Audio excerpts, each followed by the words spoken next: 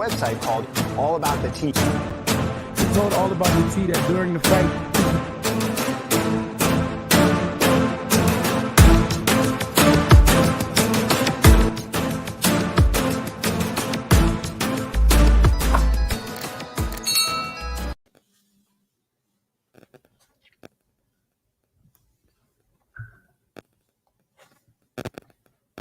Teacups, it's your girl Monica. Welcome back to the All About the Tea channel. Joining me tonight are Teacup affiliates, Plez. Hey, Plez. Hey, how are you? Doing okay. Kind of somber tonight, but you know. Yeah. Tough topic. And I don't know about you, but it's still raining where I am. It's raining. So. I was kind of on the fence and getting kind of nervous because it is raining really, really hard here too. Yeah. I mean, it's like thundering and real bad, real bad. Dangerous weather. Also joining us tonight is Teacup affiliate Schoolboy. Hey, Schoolboy. Hey. How Hey. Good. Well, we missed the rain over here. Ooh, thank you. Oh, yeah, you're lucky. It's real bad over here. Also joining us this evening is Teacup affiliate out of the DMV, Marcella. Hey, Marcella. Hi, everyone. Hey, hit those like buttons. This topic is going to have your mouth dripping, have your tissue like Candace. Yeah. Bishop won't be joining us this evening, but he'll be back tomorrow. Let's not waste any time. Let's just dive right in. Well, first and foremost, if you're not subscribed to the channel, I need you to hit that subscribe button down below. And if you're already subscribed to the channel, go on and bang that notification bell so you don't miss out on any of the piping hot tea that we serve on this channel. Teacups, I'm getting a little feedback from someplace. Let me see here. Everyone has their phones off and everything. Teacups, on the agenda tonight, we are discussing the tragic death of murder of Daunte Wright at the hands of former police officer Kim Potter. She's been charged with manslaughter, and it's a serious topic. We're going to divert from the usual celebrity gossip, celebrity entertainment. A lot of the Teacups have been sending me this topic. And I was on the fence about covering it, but I think we should. I think it's definitely one that needs to be addressed because it happens so often. And it's sad that it's commonplace in the Black community now. It really, really is. Okay. So an ex-police officer by the name of Kim Potter, and I'll pull her photo up here. There she is right there. That was a long time ago. She's been on the force for 26 years.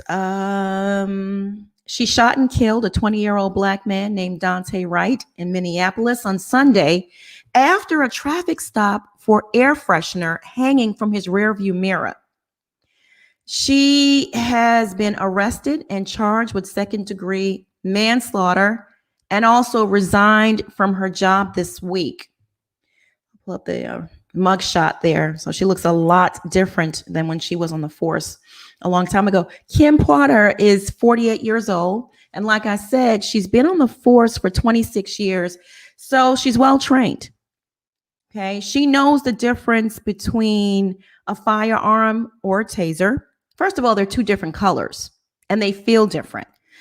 And she also trains people within that police force, so community. So she would definitely know the difference.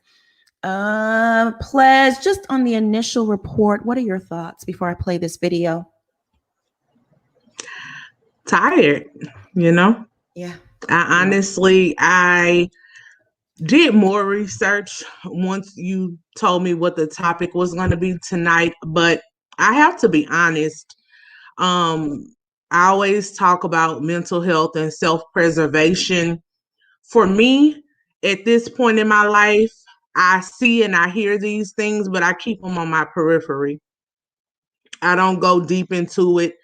The George Floyd trial, I have not been following it day by day because honestly, at 37, about to be 38 years old, like I'm over it.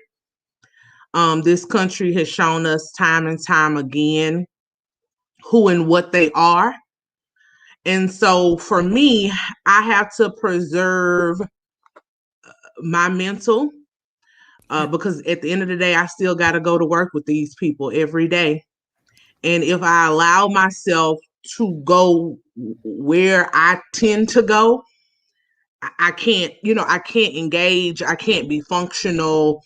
And that is counterproductive as well, because we need as many of us alive and well to continue to fight this fight. So I'm open to have the conversation. I've done the research. I know what I'm going to say. A lot of people aren't going to want to hear, but we just got to see how this one plays out yet again. Yeah. Beverly Lattimore says they did not accept her resignation. As far as I know, they accepted it, as well as the police chief. They both resigned. They arrested her for manslaughter. I think even if they didn't accept it, she's not on the force anymore. That's the bottom line. Schoolboy, what are your thoughts? As y'all know, I'm an empath. I am just like Ples. I can't sit there and look at that all day. Unfortunately, this is the world that we live in. It's just being caught now on camera because we have camera phones, and there are things now that, we see, we can see it. It's live and live in color. And now it's on the internet and places like the internet. And once the things go viral, it's like a constant thing that as soon as you click on the social media, that's all you see. Social media has become the new news. And it will have you afraid to go outside and to function, and just to be what it is to be Black nowadays is so trying. It was, we knew we've been fighting this fight for 400 years, but it's a different level now because politics has allowed people to feel it's okay. They're comfortable in it now due to who we used to have in the Oval Office. So people ain't afraid no more. They just out here and they doing it, and it's blatant and it's bold and it's in your face. And unfortunately, we gonna be, to me, I'm a realist. We will always fight this fight as long as there are people of a different shade, color, nationality, creeds. We will always be fighting this fight until people change and progress and change themselves and start looking within their communities and changing the way the world is being seen. Unfortunately, this is stuff that we got to deal with. But I can't look at it every day, because if I look at it every day, I would be stir crazy, because I would be walking around angry and mad, and I can't dwell in that space. But it's sad. But like I keep telling my Black people, hey, get out here, y'all get y'all license to carry just like they got. Protect yourself at any means necessary, because it's gonna get worse before it ever gets better. These people that they didn't trade it in the hoods for the suits. Right. I'm surprised they filed charges that quickly. But she got, it's not first degree, it's second degree. I know, but still, it's something. It's better than Breonna Taylor, where it was just nothing. Let's just hope she actually gets convicted. Right. And with that, if she does get convicted with that particular charge, it carries up to 10-year penalty, but it's still bullshit. I agree with you. Marcella, what are your thoughts?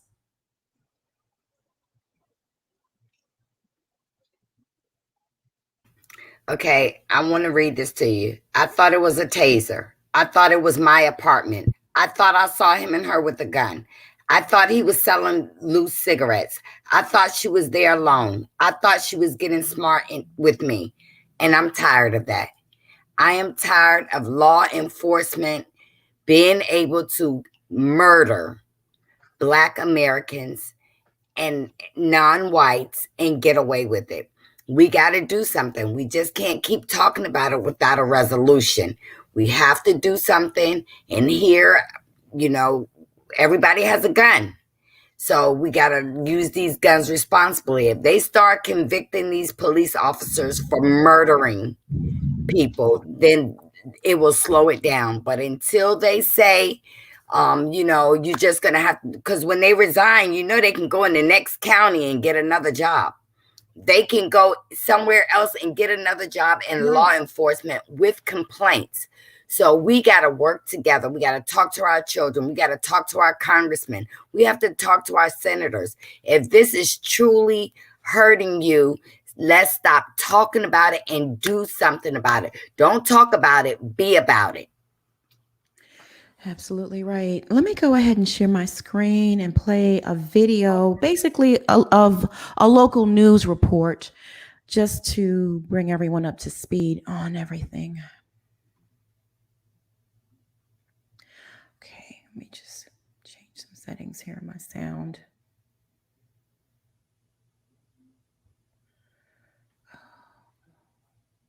All right. Manslaughter charges are going to be filed against the former Brooklyn Center police officer who shot Daunte Wright. Ken Potter shot Wright during a traffic stop Sunday afternoon. Potter and the police chief resigned their positions with the Brooklyn Center Police Department yesterday. Today, BCA agents arrested Potter. Our live team coverage continues with Christian Cordero on the protests that happened last night and Marielle Mose on what could happen today in the charges. Let's begin with Marielle. Hey, Shayla, well, we just learned that 30 minutes ago, former officer for the Brooklyn Center Police Department, Kim Potter, was arrested and booked at the Hennepin County Jail. She was charged with second-degree manslaughter, and if found guilty, she could face up to 10 years in prison and pay a fine of $20,000 or both. Now, we know that the Washington County prosecutor is the one who filed these charges. In the state of Minnesota, a second-degree manslaughter charge means that a person acted with negligence and knowingly took risks leading to the death or great bodily harm of another person. Ben Crump, who is the acting family attorney for Daunte Wright's family, did release a statement just moments ago. It says in part, "While we appreciate that the district attorney is pursuing justice for Daunte, no conviction can give the Wright family their loved ones back. This was no accident. This was an intentional, deliberate, and unlawful use of force." Many are probably asking why Washington County prosecutor is overseeing this when this is a Hennepin County incident. That's because of a new standard that's been set in place as of last year. It pushes deadly force cases to outside counties from where the incident actually occurred in order to avoid an appearance of conflict of interest. So again, that's why Pete Orput is the prosecuting attorney in this case, and the complaint that he filed is being processed as we speak. Now, just moments ago, outside the Brooklyn Center Police Department, the People of Color and Indigenous Caucus, which is Minnesota legislatures, were just here talking about the killing of Daunte Wright and asking for more police reform in the legislature to move forward so this doesn't happen again. Shayla? Thank you so much. Can we talk about this bogus law on the books where the police are able to pull people over for air freshener? And when we know a majority of Black people, we're the ones that you get your car washed, you get the hanging air fresheners. So, Ples, you're an attorney. Can we talk about that? Because, okay, that's one thing. You pulled them over for that. Because if I was a police officer, I'm not pulling you over for that. I could care less. I'm just not. I'm not going to waste my time. I'm not going to risk my life over some air. It's just stupid to me. And not only that, but why was she reaching for a taser? Why? Was he a threat? No. Why is her hand even on her taser?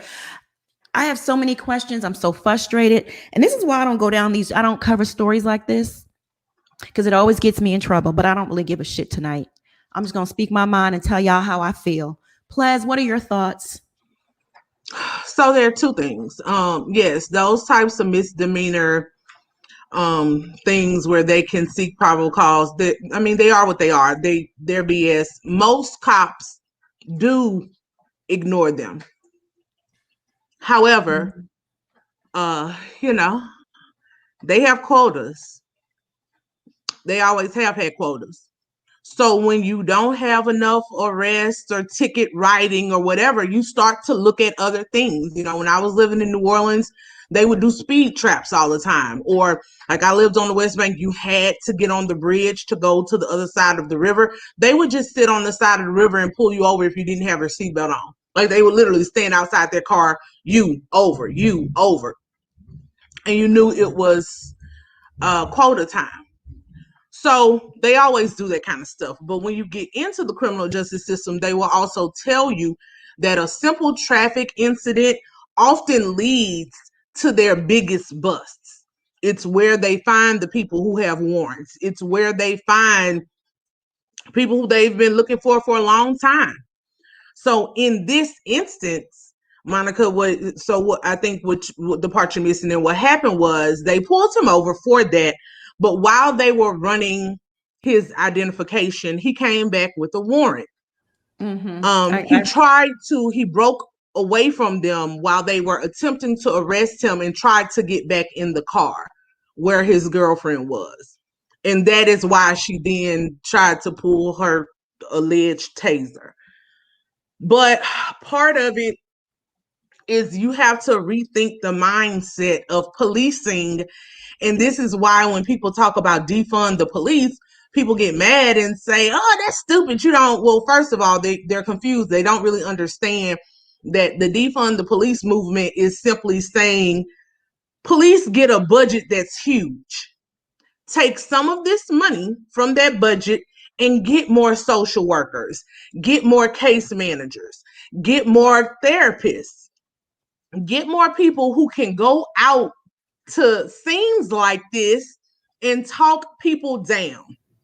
Police officers are not trained to de-escalate, unfortunately. And that is one of the big issues. The number one thing should be de-escalation, not I must apprehend you, because you go to training, you do obstacle courses. If somebody outruns you, boo, they just outrun you that day.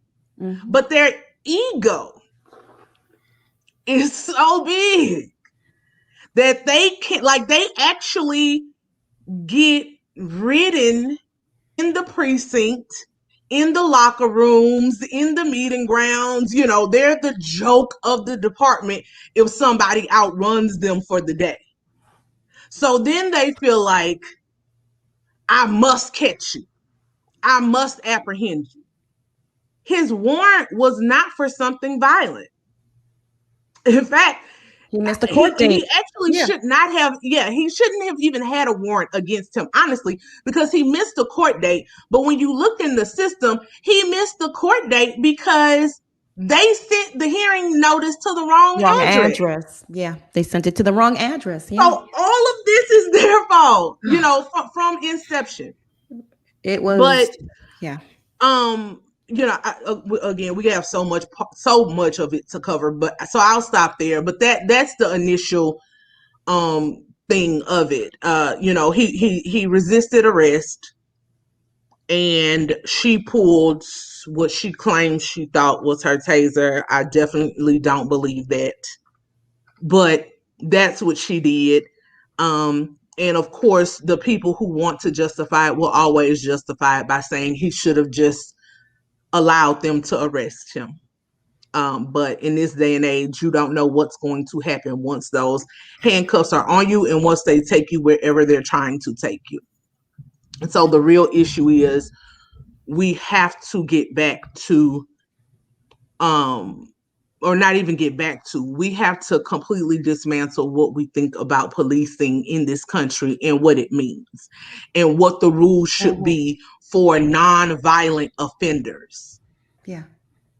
It was the perfect storm. I hate to use this analogy, but like Ples said, there was a warrant out for his arrest, but the warrant existed because they sent the hearing notice to the wrong address.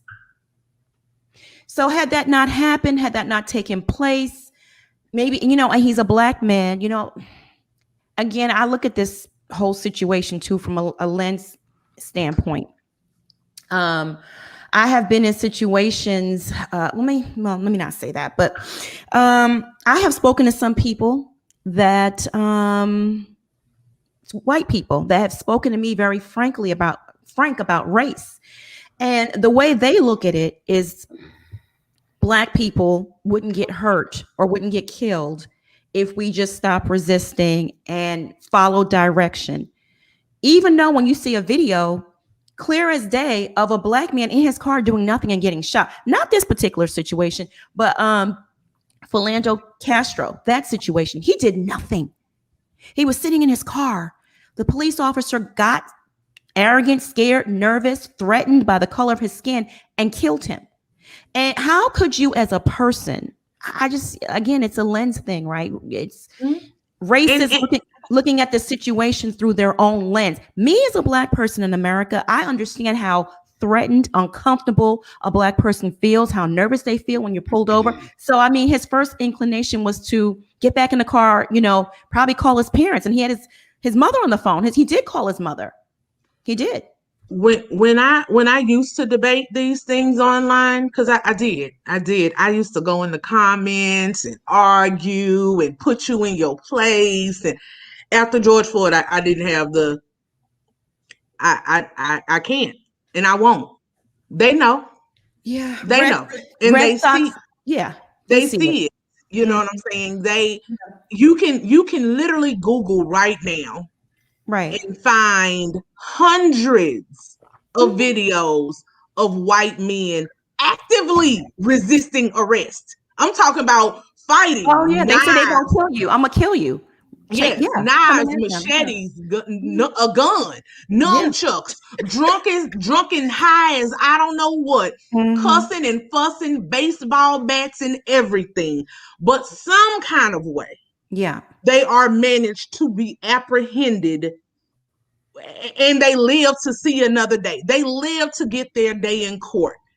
The guy who shot up the church, not Dylan Roof, 9 people dead. They bring him in with a smile and stop him at Burger King. All of these serial mass killers shooting up malls, shooting up movie theaters. They bring them in without incident. So it's very purposeful. And until, as Marcella said, until we mobilize and fight to actually change the law, and make, in fact, not just change it, enact laws specifically against police officers and other persons in authority who misuse and abuse their power, it's gonna keep being the same cycle. And I don't say defund the police. I say direct the funds to more meaningful and effective programs, psychotherapy, training. Most of those police officers on the force have mental health issues. Yes. Deep rooted. But I just want to address this really fast before Schoolboy says her commentary.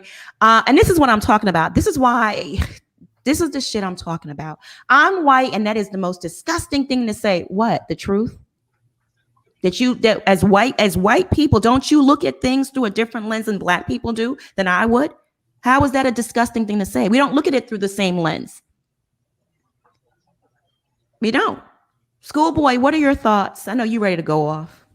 I'm trying to keep my militantness to a degree because they trying me. That's why I ain't got the comments up. What people need to understand is Tupac said it best. Pull a trigger, kill a nigga, he's a hero.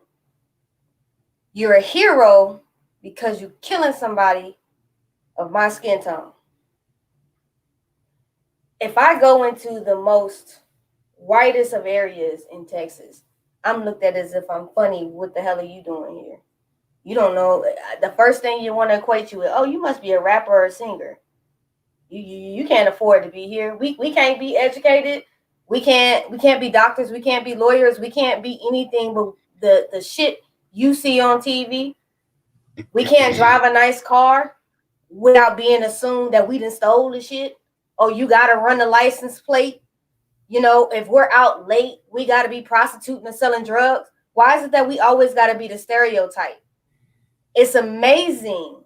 It's amazing how white people say, well, if you just act, a lot of times, who's getting killed? We upstanding damn citizens. We ain't out here robbing nobody. We ain't out here stealing from nobody. We paying taxes just like you. But yet we getting pulled over. Is Bobby Joe ass getting pulled over when his tags is out? No. As long as he got that Confederate flag flying on the back of his damn pickup truck, you ain't gonna bother him. I done been bothered at 3 o'clock in the morning going to work, minding my damn business. 3 o'clock in the morning going to work with my red Target shirt on and my khakis. 4 cop cars. Now, mind you, 4 cop cars, 4 white cops, male at that, patted me down at 3 a.m. in the morning in McKinney, Texas, and asked me where the hell I was going. Bitch, I'm going to work. I got a tag on it said I work at Target, right?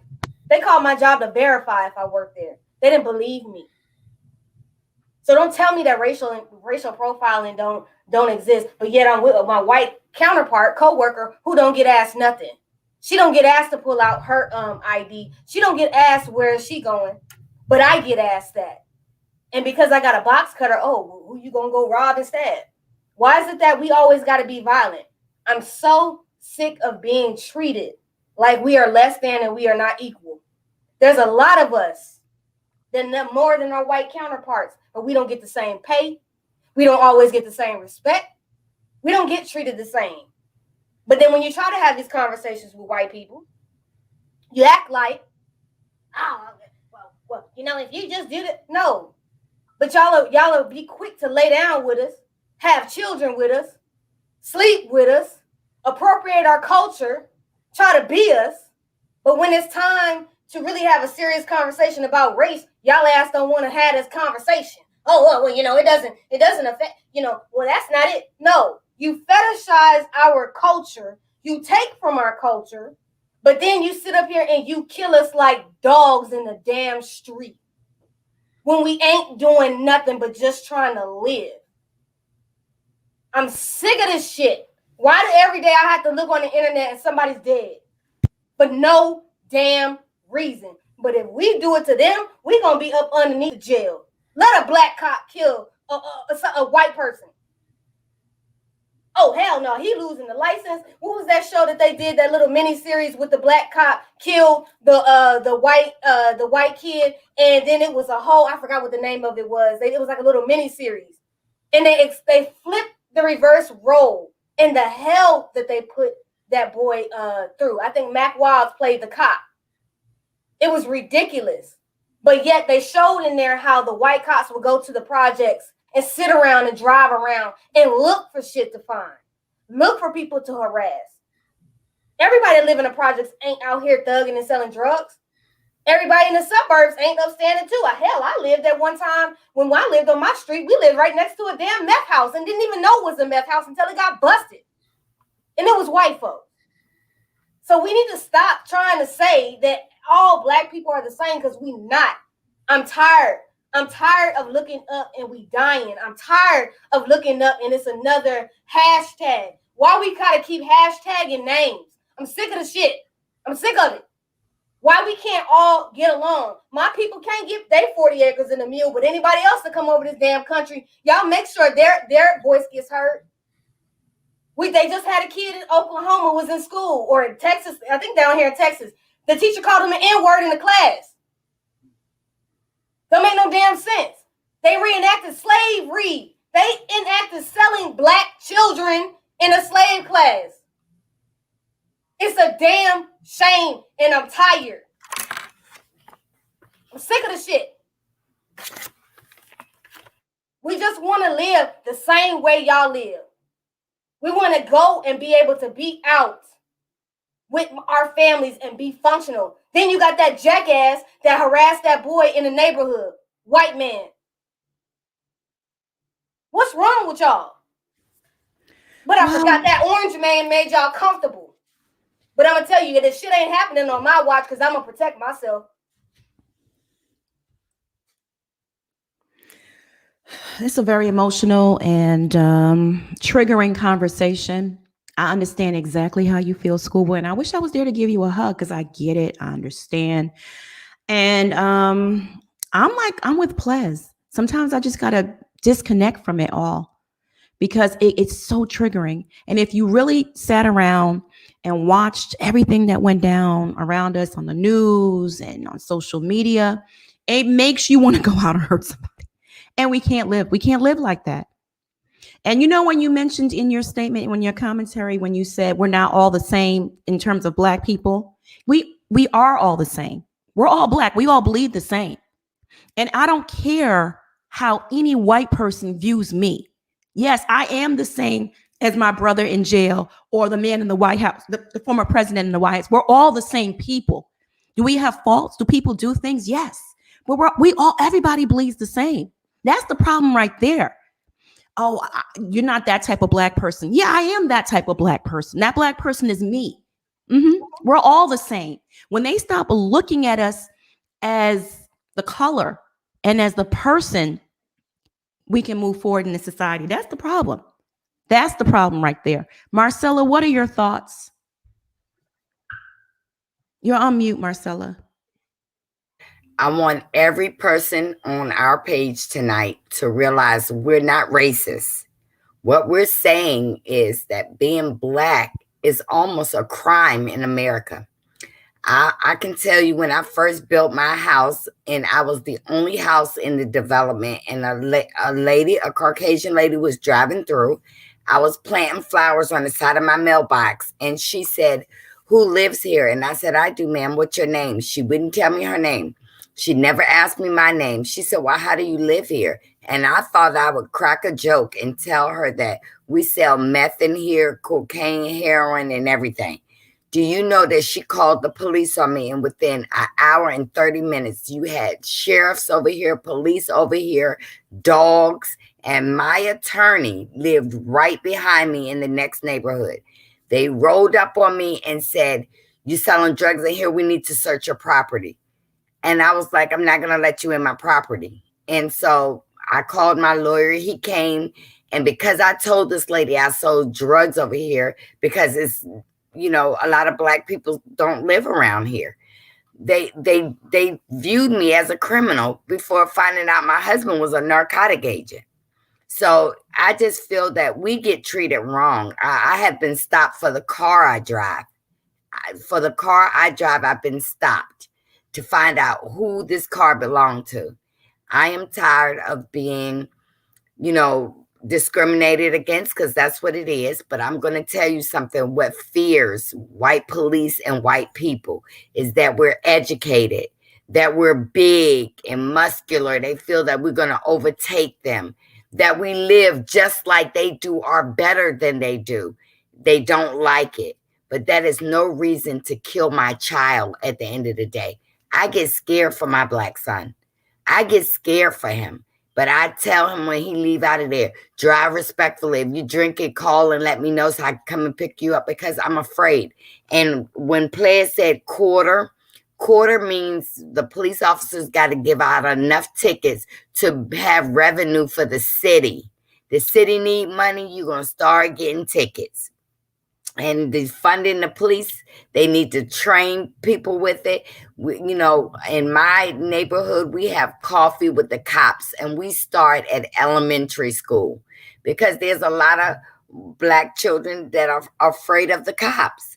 So when they're afraid of the cops, they will get guns to also shoot the police. But we need to teach the police to de-escalate situations and not rise with the situation.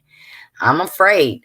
I'm telling you, I live in Virginia, and where I live at is predominantly white, and they want to figure out how I live out here. And it's scary. It is scary for me at night, but guess what?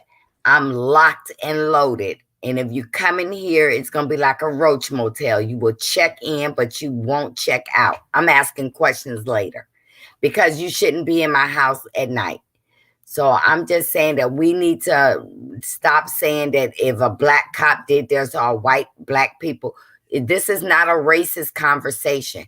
These are Black people dying in our community for almost nothing. And the police could have, that young man would have drove off, the police had his driving license in their possession. He could have drove home and they could have went and picked him up later. But that is not what happened. A gun is not the same weight as a taser. So she shouldn't be charged with second-degree murder. It should be first-degree murder. And she's out on bail. And where I live at, if you kill somebody, you don't get bail. Mm-hmm. You don't get it under no circumstances. Yeah. Serena Warnock, I just wanted to say bye. Take care, okay? Bye, boo. Again, we are just speaking on the issue of race in this country based on our own experiences. If you are taking offense to it, or it's somehow personally triggering you, you're free to leave. Like, no one's holding you hostage here. This conversation's too much for you, or you feel like it's an attack on you personally. That's something inside of you. That has nothing to do with us. That's your fragility. That has nothing to do with the conversation. Plus, commentary. What are your thoughts? Everything that you said earlier, Monica, and really everyone has said has been spot on. I always have this dance because, this is my profession and I take it seriously. And it's so crazy how you go through cycles in life. When I went into law school, I wanted to be a prosecutor. I wanted to get the bad guys off the streets. You do the crime, you're going to do the time. And after I did a few internships, a month or two of an internship in the DA's office in New Orleans, I quickly decided that that was not for me. I actually quit the internship class where we had to, actually work in the DA's office. I took a D in the class, first DA I've had in my life. But I had serious conflicts between play as the person and play as the professional, because I honestly sat in that office and watched white ADAs, white public defenders, and a white judge railroad Black children every day. The school to prison pipeline is a serious thing. I need to do more research and even see why Daunte was called into court and needed a warrant for not showing. I mean, I know what the warrant was about, but I want to know what the actual real charge was, because we get so many of our kids, and that's why we got to start catching our kids and our young men at a young age. Nothing is his fault, but when I talk about on a community level, catching them before they hopefully end up in the system to begin with. Because once you get in that system, even as a juvenile offender, it is just constant. It's a cycle. They try to keep you in. It's money. It's fees to the probation office. Most of these prisons have been so privatized, it's ridiculous. So it's fees for everybody in every bed. So more people get convicted or sent to jail on BS stuff that you really shouldn't even be in jail for. Jail should be reserved for the most heinous, violent crimes, not addiction, because you can't get clean in jail. Jail got drugs too. That's a business too. They bring in the drugs into the jail too. Not everybody. Lots of people are, not there for the right reasons. They smuggle in cell phones. Contraband is constant. Most people, police bring that in. Exactly. Most actual drug dealers can make just as much money from sitting in their cell that they can on the outside. So it's very hard for me, because I know the reasons why this prosecutor is only going to charge what they're going to charge. And emotionally, I don't like it. But I also know the reality of doing a criminal trial. And in Minnesota, criminal cases have to have unanimous verdicts. Unanimous. All 12 people have to say guilty. So a lot of times when we look at why someone was charged with something, they're actually looking at track records. So they have prior experience, unfortunately, in Minnesota with similar cases, cop killings. First degree murder was never going to be an option. Of course. Most states, first degree murder is going to require premeditation and intent, or a felony murder where you may not have had the intent, but you was over here robbing the bank and killed the teller. So that's going to be out on most places. And that includes Minnesota. Minnesota, I actually looked at their statutes. They're very specific. And that is really what tied this prosecutor's hands.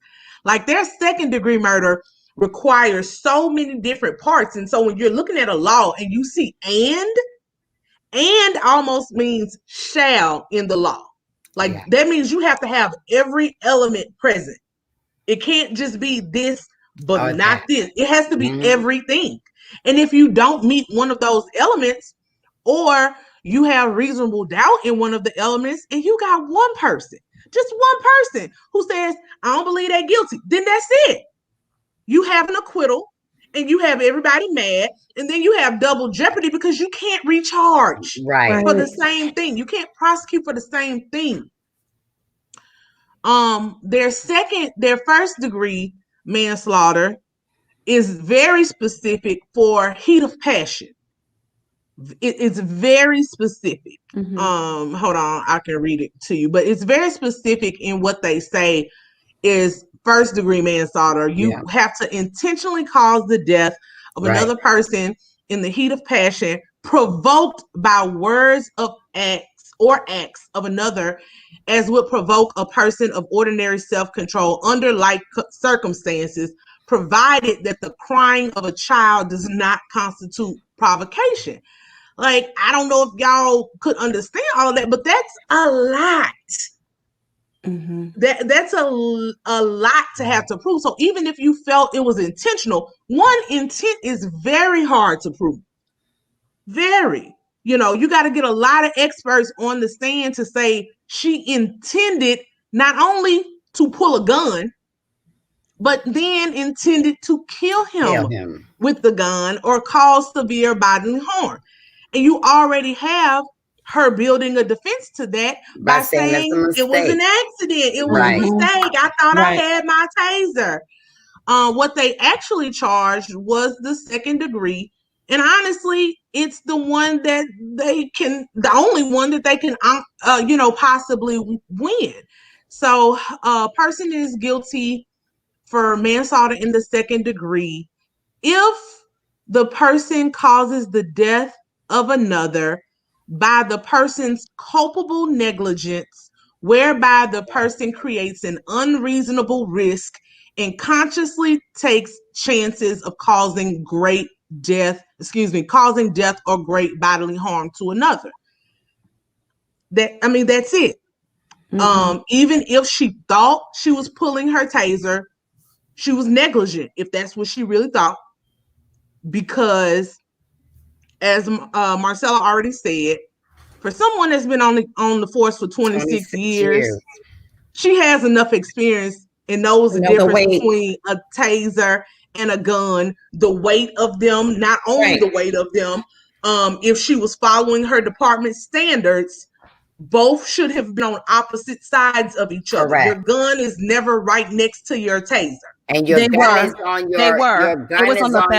your gun is on your strongest arm that you use. It's on your strongest with in every state, in all 50 states. On the belt, it was on the other side. It was on the opposite sides of each other. They were or they weren't? They were. They were. The taser was on one side and the firearm was on the other side. Yeah. So again, that's something she should have known, especially with 26 years of experience. And she's a training officer. Exactly. So that would be, prima facie professional negligence. You know what kills me about all of this? George Floyd trial is happening in that same state. I would think that the cops would be just like cautious after Derek Chavez has did this. I would think it would be and then today they tried to dismiss the case against Derek for killing George Floyd, and the judge wouldn't have of it. So it does make me angry that she's being charged with second degree murder. She should be charged with first degree, but it's so laser specific. And guess what? She will never serve 10 years. Never. Even in Dallas, the woman who walked in someone else's apartment, even all this is that she admitted it. The family's going to get some money civilly. They already know what the family's going to get. And she's getting out soon too. She's out. 2 years. Yeah, she's out. Yeah. I'm talking about Dallas. She got 2 years. Yeah, I know she got 2 years. I know, but I'm saying the one in Minnesota, she bailed out today. So it's just Yeah. a formality she went through. But guess what? If I killed somebody else, I get no bail. And I see a lot of people in the comments saying, you know, she held the gun. She approached the car. It seems intentional. You said the wrong thing. Seems. You know, It was what intentional. was that on one of these movies Denzel was in, but people say it in the movies and on crime shows, but it's absolutely true. It's not what you know, it's what you can prove. And that is how a lawyer has to think at all times. Because again, when I get to trial, I have to get 12 people to agree. So if I overcharge, if I go Right. for first degree murder, You you get know, a people are acquittal. going to be mad either way it goes. If you Right. go for first degree murder and then you get a hung jury, people are going to say, "Oh, well, you know, we never get convictions. They were not going to get a conviction Anyway. for first degree murder. It's too many variables. And intent is huge. Intent is very big in the law. Premeditation is very big in the law. It was never going to be murder. They did have another. The definition of the law is for different folks too. It depends on who you are that definition applies to. Well, no, the definition is the same, but the interpretation, yes, is different. But you also have to realize that you got 12 people who get to interpret. So that's the thing. The definition is the same. The interpretation is what's different. Who gets the benefit of reasonable doubt? You know, if it's ironically, racism still applies when it's a black cop. When a black cop makes these mistakes, they're fired, charged, and convicted. And Absolutely. fired means that they cannot get their benefits. She has resigned, but she will still get her pension, people. Oh my goodness. Monica, y'all. I'm sorry. The last thing that I want to say is what the other option would be murder in the third degree. And it says whoever without intent to affect the death of any person causes the death of another by perpetrating an act eminently dangerous to others, which I would argue she did when she fired that gun with his girlfriend in the car. That was dangerous to another person. And a child in the car. Yes, and a child. But then it says, and, so that means we got to prove what I just said, and inventing a depraved mind without regard for human life. And that is, sentence would be no more than 25 years, but I mean, it's much better than 10. However, when I was doing some research, they charged another police officer with third degree murder in the recent 5 or 6 years, and that person was acquitted. So again, the prosecutor has to look at their trial history, the history of the state that they're in, the history of other, times when this has been charged, and say, we tried this before and we couldn't get a conviction. So it's such a balancing act. I don't envy their position. On a fundamental level, though, we have to mobilize and get these laws changed. That's really the only option at this point. Get laws changed, get decreased funding for the police and increased funding for other social services and people who can come in to negotiate and work on the behalf of citizens. This has happened too many times. Remember a few years ago in Florida, thank God he didn't die, but the guy who was a therapist working with his autistic patient in the parking lot, in some random way, someone called the police on him for sitting in the parking lot. And when the police get there, he raises his hand. He was complying, as people love to say. And they still shot him while he was sitting there on the concrete with his hands in the air. Naturally. So, it's time now. we've pushed for the body cams. The body cams don't work if you ignore what was seen in the footage. And I haven't watched Daunte's footage, and I won't, because after George Floyd, I refuse to watch any more videos. I sat there and watched that man with a knee on his neck for 8 minutes, and I felt completely numb. Like, wasn't crying, wasn't nothing. Yeah. And I knew at that point I could not handle that level of trauma anymore. I've seen too many of these videos. I'm not watching them again. But we all know that it's BS.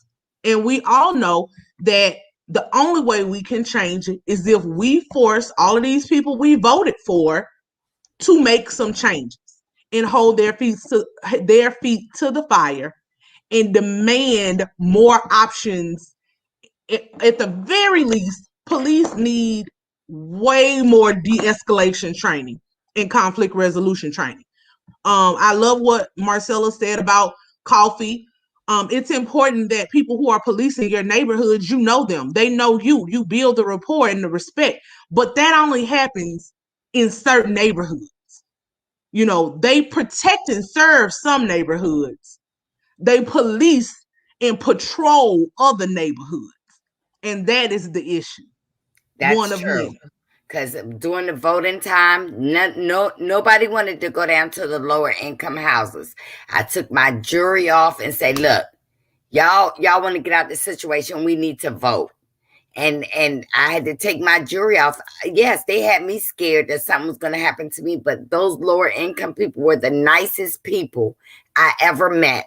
And when they needed rides to the poll, I took them. But guess what? The police don't even go down there. They let the killing happen, and then the detectives show up later and just stand out there, and investigate. They don't go when they say shots fired over there. They wait till it's all over and go when the body is on the ground. Y'all, this is not racism we're talking about. We're talking about what we need to fix our police officers. We know they want to go home in the evening. That's their job. They want to go home, but they have let some psycho military rejects on the police department. And these people are taking their anger and alcoholism. I'm from New York. Some of the cops where I'm from used to shake down my brothers for drugs and take the drugs and be on patrol. So it's a lot going on here, but we need to grab these cops by the collar and keep them responsible for what they're doing to Black people. This is what's happening. Black people and people, know what they say here where I live at? If you're not white, you're not right. They don't care how much money you got here.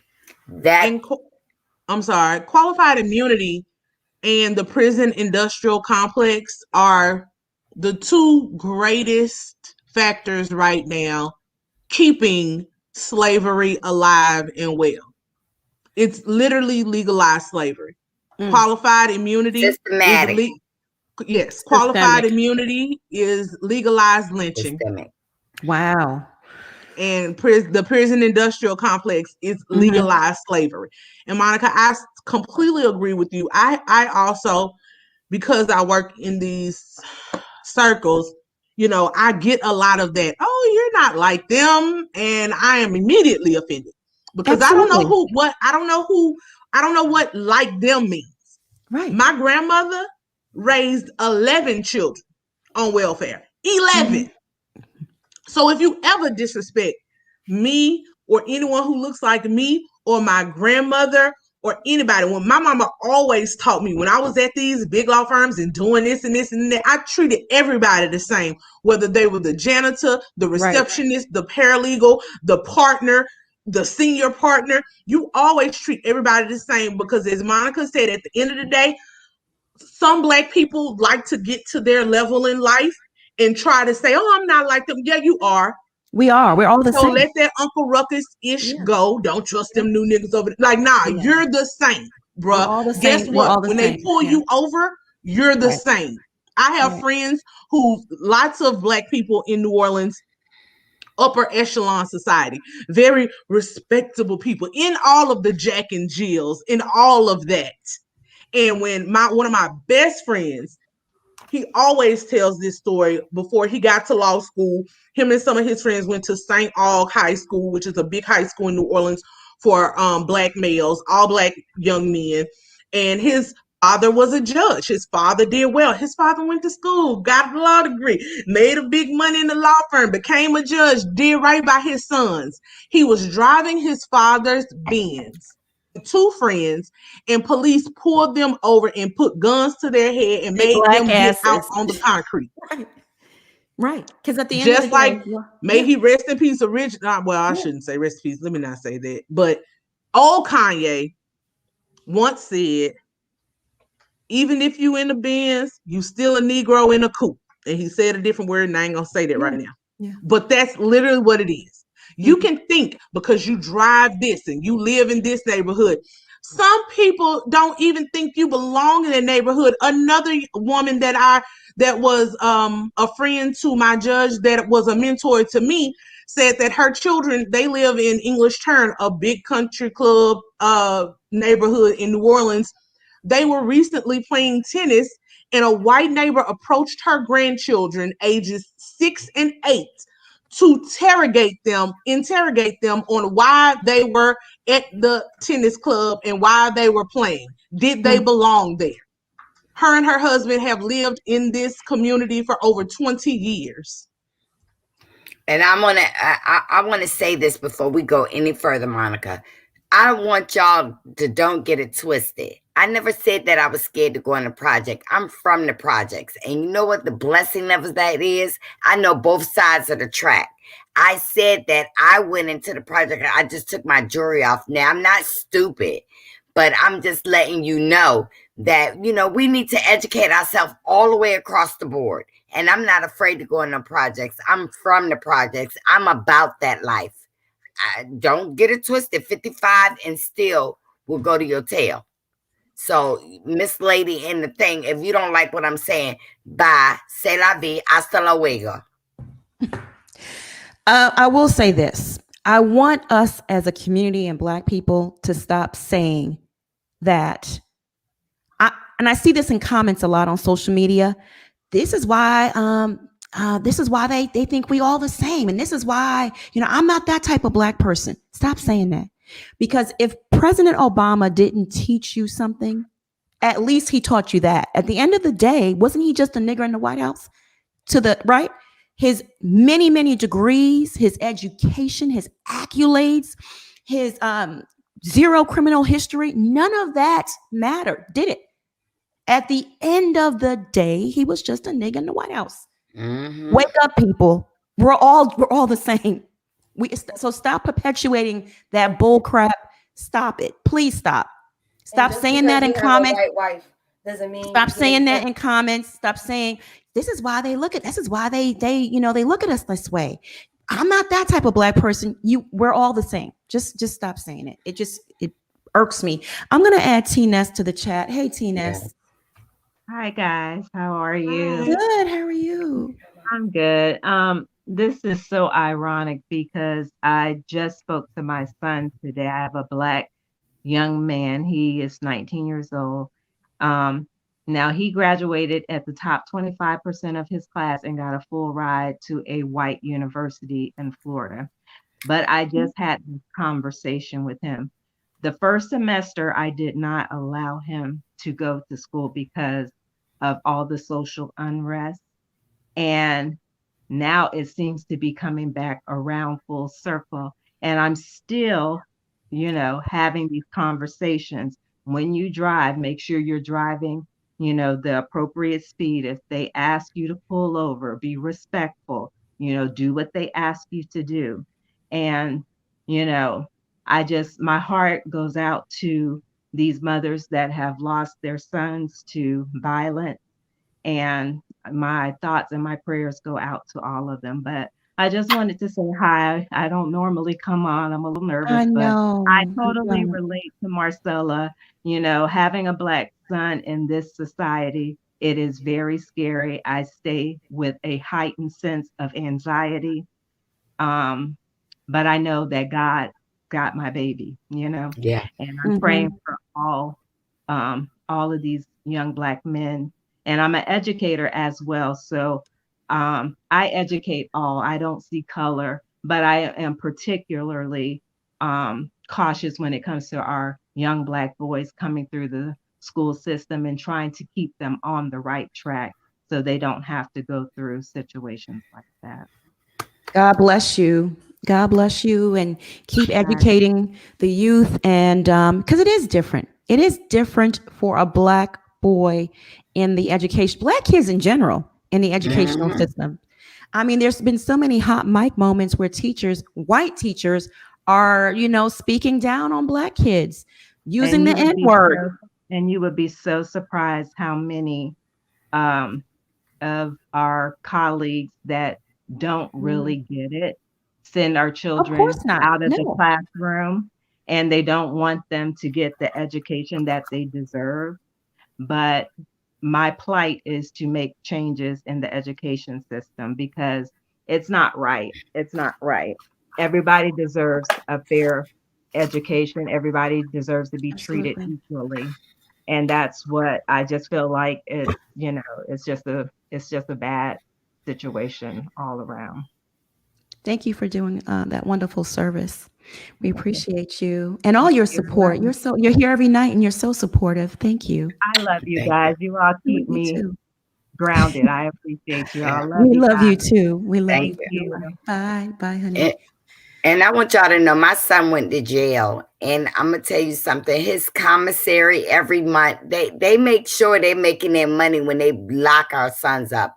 He went to jail, the slippers, $25, the radio, the TV, he can get $250. They making money. They build private jails where I live at, and they need to meet a quarter. So 50 of those people that day will go to jail so they can fund that prison. Yeah, Plus spoke about that, privatized prisons. Yeah, it's a system. They bank on that, and it starts from kindergarten. Yep. You have to stay on top of your kids' tests. Black women, stay on top of your sons. Yes. Okay? Ask them questions. And if you feel uncomfortable about something, go up to the school. Talk to the principal. Ask for a class change. Homeschool if you can. Yeah. That's the best thing. Andrew, how you doing, boo? Hey, how you doing? Good. Just a little emotional. I was trying to see, somebody in the comments said we should stop resisting arrest or something. Yeah, I saw that. I'm like, how are we supposed to stop? Like, even if we do, they're still gonna mace us or still, spray gas on our face, just like they did to the dude who was in the army. It was in the Windsor, Virginia, down the street from me. Yeah, he was. And we went to the Virginia. He did everything. Exactly. So this is just it's a hard topic, because for me as a Black man, it's a hard thing, because it's like I can't just be comfortable in my own skin. And that's probably that. And that's the kind of the reality of it is. It's like we don't get a chance just to wake up and just be like, have no care in the world. We have to now wake up all the time. And even going out the door, even getting in our car. And then when we do get stopped by the police, my mind is just running and thinking, oh my God, is this the day that I'm going to die? And I hate thinking like that, but it's the reality of it is. And, I'm not saying all cops are bad, but it's so many bad cops that have done so many bad things, it's hard to see the good ones. Yeah. And that's the problem. I did not watch the George Floyd video because that was just too much. My mother has, and it almost wrecked her. But it's just with this situation, I'm sorry. You had so much training. Honestly, you were trigger happy. That's how I'm looking at it. You were trigger happy. Yes. I just don't see it any other way. Because now everybody's just in the forefront of just, they can really step to us like it doesn't matter.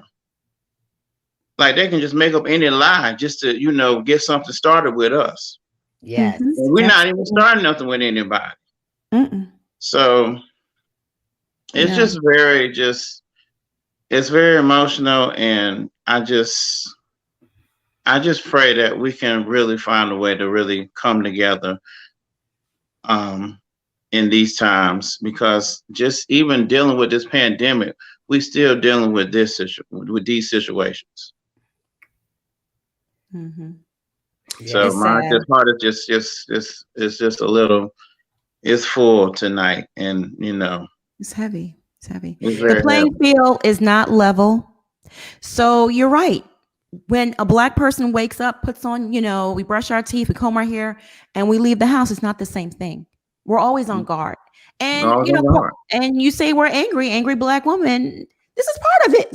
This is part of why I'm angry. Yeah. This is it. I have every right to be angry. Yeah, we all have every right to be You should be angry. giving me condolences and tapping me on my back and saying, I understand why you're angry. Like, I'm sorry. And then for those who ever in chat probably are white, you will never know what we go through, because y'all don't go through the stuff.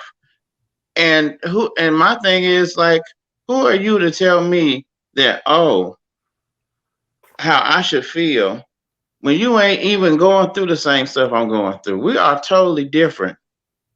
You can wake up with a care in the world. You don't give a shit about us. It's history, though, Andrew. I don't mean to cut you off, but it's history. Right. It's history. It goes back to slavery. And it has a lot to do with compassion. When you can only feel the pain of you and your people, and you can't feel the pain of anyone else, how can you understand how can you put yourself in those person's shoes? Yeah. When they came to get my son, he had a drug charge for some cocaine. They came up here like an army in my white neighborhood. They was behind the house. He didn't have a gun charge. He had a drug charge. But you know what I did? I contacted my son, made him stay away. And me and my son went to the police at 12 o'clock at night for him to turn himself in. I made him get a haircut, take a colonic to clean himself out. And I left and I said, you're not going to get no bond because I'm going to pay a lawyer for you to walk. Lawyers, players will tell you. They know who's going to jail or not. You put enough money in their hand, your child will walk. My son did 90 days in jail for a charge that he should have did 4 years because I paid. And he has never been in trouble again because you know what? I didn't put no money on them books. I told him the way my money's set up, I'm not going to make it comfortable for you in jail. So when you come out, you will know to be respectful and stop selling drugs because you don't have to. My son is very intelligent. I homeschool him. I taught him about white people not liking who we are and where we live at. And I'm still scared for my son because my son will snap back if he knows he's right. But I told him, as soon as the police pull you over, press that on star and say you're scared. I did that before. Press the on star, say you're scared. They activated the back camera on my car and they recorded the cop going to the car and conversating with me. And guess what? He gave me a ticket for nothing. And I was able to get out of that ticket because OnStar sent the tape to the police captain of the police force. And my ticket was let go. They told me, don't worry about coming to court. The ticket is not valid. I was scared. And we got to teach our Black children right now. They got to stop talking back, being smart, disrespecting the police, because on the other end of that, it may not be being arrested. It might be death. And we need to be serious with them. Our Black men need to do better, meaning that that you're a man like the next white man, but you got to be much more polite and start recording. Use these camera phones effectively. Yeah. Absolutely. All right, Andrew, thank you so much. The backstage is full. Yes. I appreciate it. I love you guys. Y'all stay strong, all right? You too. Thank you, love. All right. Bye. I'm going to add Vanessa to the chat. Hey, Vanessa. You're on mute. Hey. Let me see here. You have to unmute yourself. You're on mute. You're on mute. Can you hear me now? Yes. Yes. Okay. Okay, hang on 1 second. Vanessa, one second. Everyone in the backstage, please, and Vanessa, this is you, please turn off all TVs and devices because it's echoing. It's a repeat of everything you say and everything we say on the panel. Let me know when you're ready. Just give me a thumbs up, Vanessa. Like everything turned off? Okay, good. Let me unmute your mic. There you go. There you go. Okay, I'm a mother of 5 sons. I sent you the article. I also sent you the one on the military soldier. As a mom, you know, it does make you really, really scared because even though this stuff happened for a long time, we didn't see it. It wasn't amplified. And so for me, it feels different. It's hidden different. You know what I'm saying? I can't. The only thing that I hate about this whole story that got me to the point where I wanted you to talk about it was that after she shot this man, she made the other officers that she was training go to the car and cut off their body cam. If it was actually a mistake, Exactly. why would you do that? There you go. Why would you instruct the officers that you're training to go to the car and cut off their body cam? That's not proper procedure. I just felt like even when they did the press conference, it felt like he was trying to make an excuse for her. Oh, well, you can clearly hear in the video, she said, oh my God, I shot him. That didn't feel that way to me. It felt like she was making her cover story. And it felt like he laid the groundwork to say, oh, well, she's so sorry. I didn't see a tear fall from her eye. I didn't see her drop to her knees and say, oh my God, I just killed somebody's child. I have a 21-year-old. I have a 19-year-old. I have a 16-year-old and 2 6-year-olds that are sons that's going to have to grow up in this world. And until we get somebody to go in these police stations and give these people exams to see what can be done, because this needs to be an exam thing. It needs to be something that we can track to see where their level is, what they get intimidated by. Because just like y'all are scared when you walk up to our cars, we're scared too. Very scared. Very scared. And if we're scared and you're scared, and you want us to de-escalate the situation, you're supposed to be able to de-escalate the situation. You're the one with the badge. You're supposed to protect and serve us. Our taxpayers, our tax dollars pay your salary. So why should we have to sit there? I heard Funky Dineva say today that when he got pulled over by an officer, he was real nasty to him and kept trying to provoke him, and he had to bite his tongue. We shouldn't have to teach our kids to bite their tongue, to hold it in. Nobody should be able to talk to you any kind of way just because they have a badge. Mm-hmm. You're right. You're absolutely right. I just wish we could have more conversations. I understand that they're having these riots. I don't want riots. What I want is change. You know what I'm saying? What I want us to do is to be able to sit down and think of something that we can do to actually bring about change. Not riots, not tearing down cities. That's not what we want. We just want to feel like we're a part of the same community. Everybody keeps saying, why y'all keep saying Black Lives Matter? Because our lives have never mattered. It's never mattered to y'all. All lives do matter, but we're the only ones that keep losing our lives, even when we're not trying to run or not, defending ourselves. We can be sitting there doing all the right things and you can still die. How hurtful is it to be a mom raising sons and you don't know what to tell them? You don't know if the one thing you tell them is the one thing that's going to get them killed. You know what I'm saying? Like, it's hard. It really is. Yes. Every time my children leave, I pray for them so hard.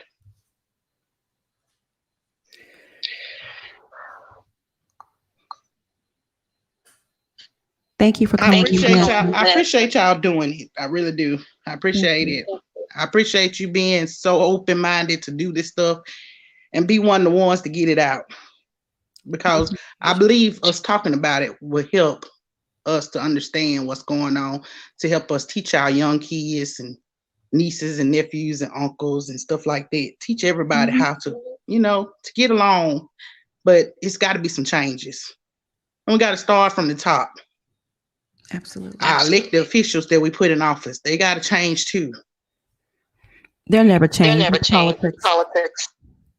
We have to galvanize our people. Am I echoing? Am I echoing? Okay, Vanessa, you have a good evening. There's Vanessa, something you going have a on with good evening. There's StreamYard. something going on with StreamYard. Okay, yeah. Oh, goodness. I'm going to add Joanne to the chat. Hey, Joanne. Take yourself off of mute. Hi, guys. Can y'all hear me? Yes, we can hear you. Oh, wait. Let me mute myself. Okay. I'm hard of hearing, so if I'm talking loud, I apologize. Guys, what we have to tell our children is when you get pulled over by the police, the first thing you want to take note of is that badge name. And if you think you're going to forget that name, you start using it. You start calling them by their name. You be respectful, okay? But you know, if you did nothing wrong, you have no reason to be minimized. You have no reason to be scared. You have no reason for none of that. But let me tell you something. Everybody has a boss. And the worst thing you can do is get somebody's name, put it on paper, and send it off. Because that is a trail. It is a paper trail.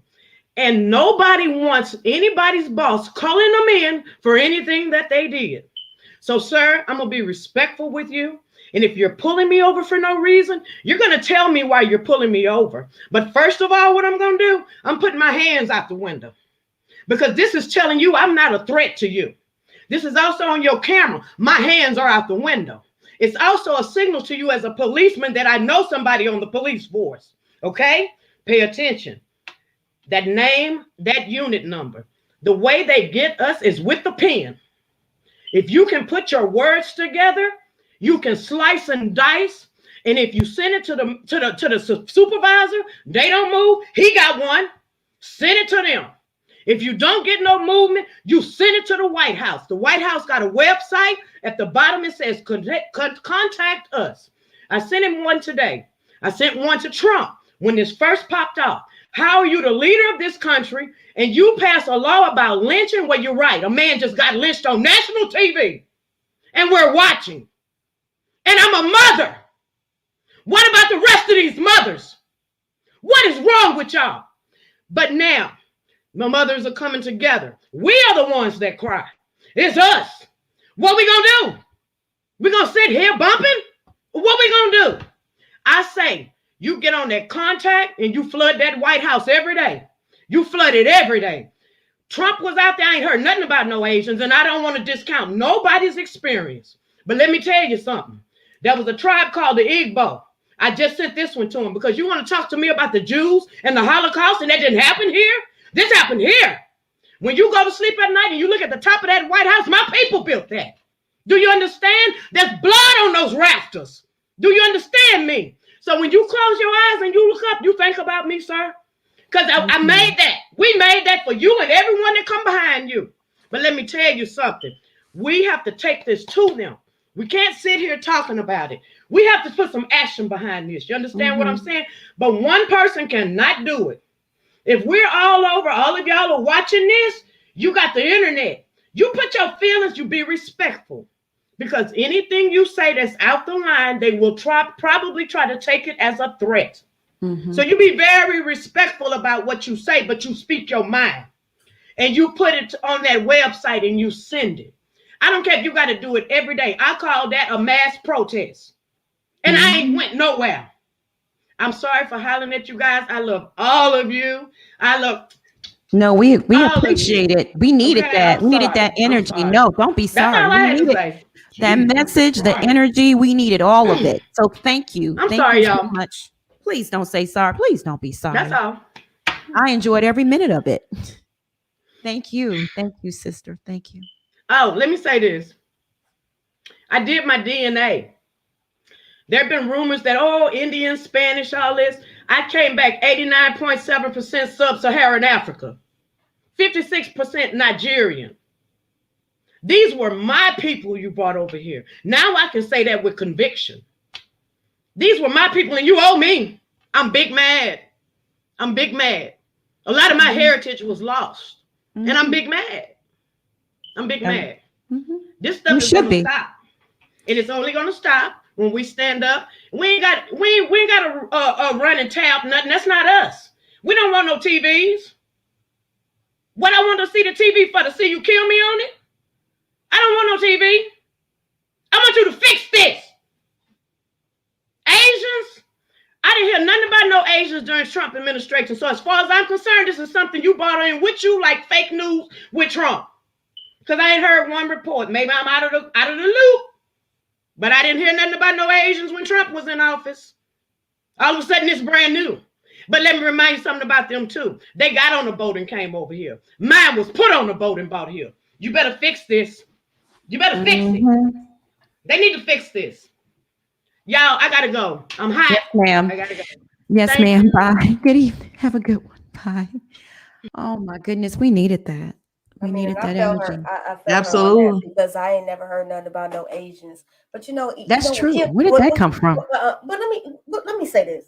What kills me is that every time another ethnicity goes through some shit, they always say, well, they come to the black people. Where are y'all when we need y'all? Where are y'all when we need y'all? Where y'all at? Y'all ain't nowhere to be found. But y'all go run over there to the Asians. You go run over there to everybody else that need help, but nobody helps the black folks. We don't even help each other, and that's the damn shame, the truth about it. We need to mobilize. We need to come together. Stop tearing up rioting, because rioting ain't going to get it.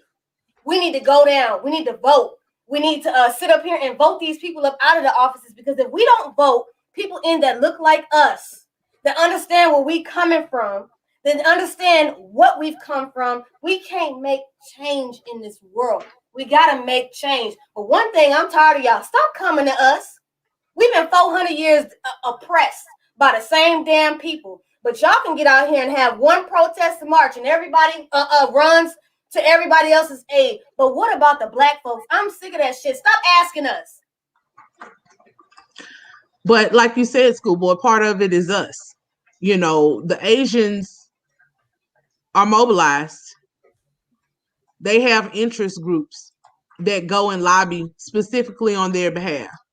Vietnamese Americans are big in America. And it just shows how this country will bow to every other ethnic group. Every other. But the ones that they brought here and forced to do their dirty work. So it is on us to stop using our voices, stop using our platforms for people who do not support us at all.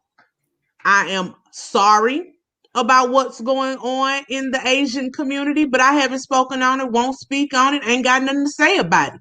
They have their own voices. They have their own people to do their bidding, because since George Floyd, anybody you want to speak about, all of this has been happening. Sandra Bland, name after name after name, Ahmaud Arbery. We can list the people. I have yet to see the Asian American, Japanese American, Vietnamese American, whoever coalition vocally announce commitment and solidarity to standing in these places. Quiet as it's kept, a lot of Asian Americans are just as racist as white Americans. We don't want to say it, but if we're going to talk about it, we need to talk about it. They follow us in No, their more store. racist. I'm not more racist. Don't they follow us in their store? Don't they follow us in their store? I'm not okay. And y'all, I see this stuff in the comments, and this is one thing that I hate. This country has a presidential system. You got a two-party system. You got two choices for president. This one or that one. So quit trying to say it's Biden. The man been in office for 3 months. Quit trying to say, well, what did Obama do? What you don't realize is where it really matters when you vote is your local elections. Exactly. I'm glad y'all voted for the president. Did you vote for your mayor? Did you vote for your DA? For some areas, the police chief is an elected position. Did you vote for that? Did you vote for your city and state representatives, for your councilmen and your Congress and your Senate on the state level? Then did you do it on the federal level? The president don't write the laws. I keep saying we got to go back. We need to run back Schoolhouse Rock. Because apparently these school systems ain't doing nothing. No one understands how anything works. Not no one, but a lot of people do not understand how this stuff works. Right. We need to It vote for don't our just I just Senate want and to, Republic. Marcella, before you start, I just want to address this person real quick. Y'all know somebody finna get red because the comment has been stuck on the screen for a minute. I just got to say this. Slick Lulu or Slickum or whatever your name is. She says, is it okay for people to have opposing opinions on T.I. and Tiny, but we can't have a different thought here? You meaning here as in this topic? First of all, you can have an opinion about whatever you want. But if you, and when you say opposing, do you mean, can you come here and spew racism? Is that what you're saying? You're free to do that as well, but expect to be called. If I catch it, you're going to be called out. She about that life. And I have a right to do that on my platform. So yeah, if you have a racist, because I mean, when you say opposing in this topic, the only thing opposing could be a racist comment. So if you want to make racist comments, Slick Lulu, feel free to do that. But if I catch it, I'm going to call you out and say something about it. And I have a right to do that on my platform. Now, if you don't like that, you know what you can exit. Feel free. I'm not holding anyone hostage. And if I misinterpreted your comment, please think. No, you didn't. Please think 5 times and write once, because this is a very sensitive topic. So when you make these type of statements and I'm reading it and interpreting it exactly like you wrote it, don't get mad at me. Slick Lulu got a thing redacted before you got on here. She was already starting before the panel even got up here. So stage left, I mean, sweetie. if you make a racist comment, don't expect the mods not to delete it. On a platform full of Black people, and we're talking on a topic of a white officer murdering a Black boy. I mean, what do you expect? Well, it's a couple of people that need to go. I'm sorry, Monica, but mine, if you have Samantha Wayne, Eric Gordon, they need to go. You can have an opposing opinion, but saying, "Oh, we're dumb as hell," we're showing our true colors. Yes, and my true color is I'm a Black woman in America who is highly educated, and I'm very much here for my community, and I know every systematic thing that was put in place to keep Black people down. That is what we are talking about. We're not talking about, people love to throw this red herring out here. What about Chicago? Crime is communal, but you let people propagandize it and teach you that, oh, Black on Black crime. You don't hear about white on white crime. When the bikers showed up wherever they showed up a few years ago and was fighting, stabbing each other all in the middle of the street, what kind of crime was that? When you go to any bar in the middle of America on Friday and they beating each other over the head with the bar stools and busting bottles of beer, what kind of crime is that? When they rob banks, when they go into their own schools and gun down children, what kind of crime is that? And build bombs in their garage. Exactly. What kind of crime is that?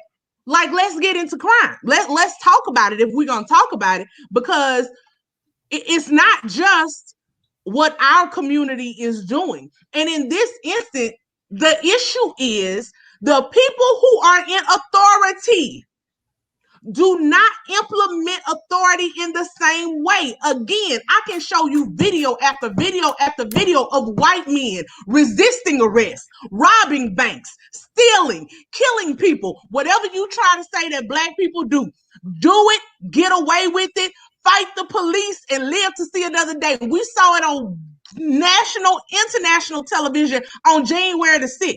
You will not tell me about Blue Lives Matter when y'all sat there and fought Capitol Police officers, even the ones who look just like you, and didn't say one word. And it's not, you know, I didn't like the last president, but guess what? It wasn't just him. And quit teaching people, oh, it's because of him. This stuff has been happening for years.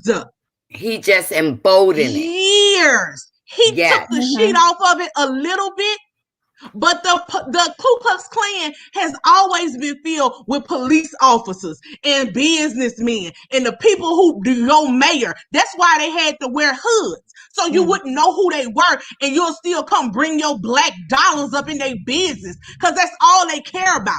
And until y'all start learning to quit taking your money to people who don't love you, don't like you, don't even want you around, we ain't gonna never get nowhere, bruh. like nowhere. And the Ku Klux Klan now, they're your doctors, they're your lawyers, your people in your supermarket. And guess what? Being rich don't make me different from being somebody poor because I'm Black. That's the danger right in there. America. Whitney TV, welcome. How are you? Hey, y'all done gave me my life. Oh my God. Marcella, you look beautiful. Please. I got chills all over my body. First and foremost, Monica, you hit it on the nail.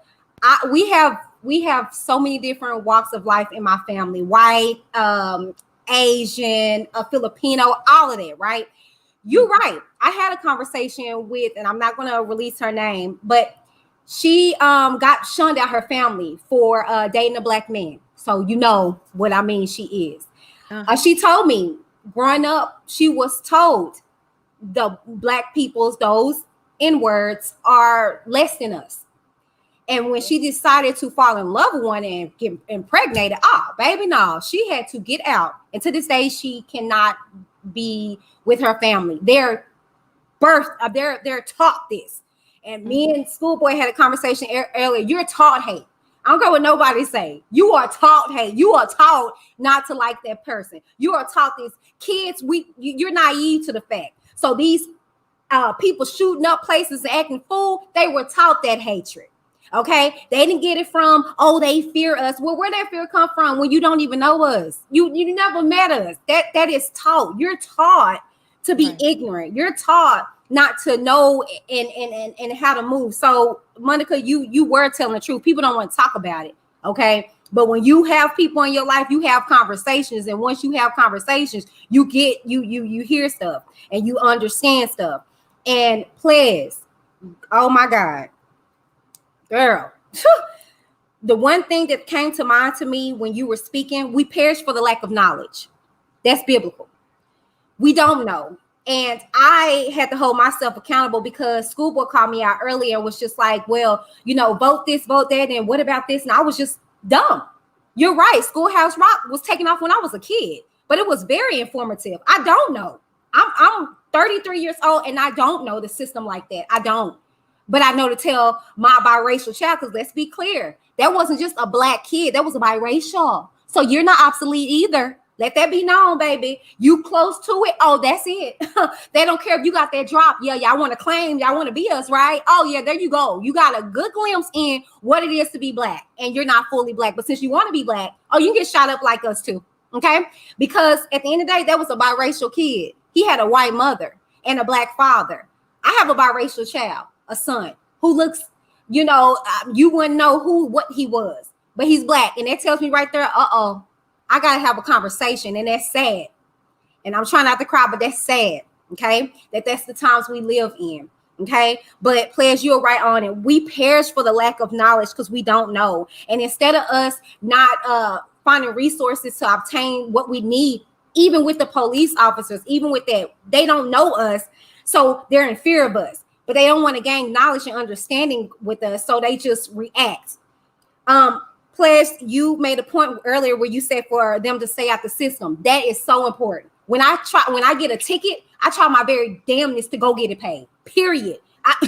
Yes, sir. Oh, it's 110. My husband just here recently ran a stoplight or whatever the case may be. Literally 3 days later, he went and got it paid. Y'all, you got to. If you have a ticket, if you have a tail light, don't give them no reason to pull you over. No reason.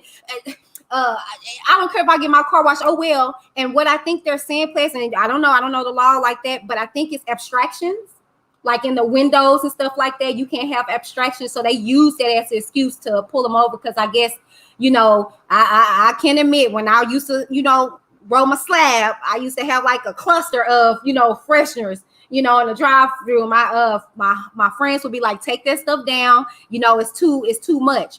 So I think that's the quote unquote what they were trying to do. But Players is right. If you get that stuff taken care of, if you get everything, done with your vehicles, keep it registered, they don't have a means to be able to come in contact with you.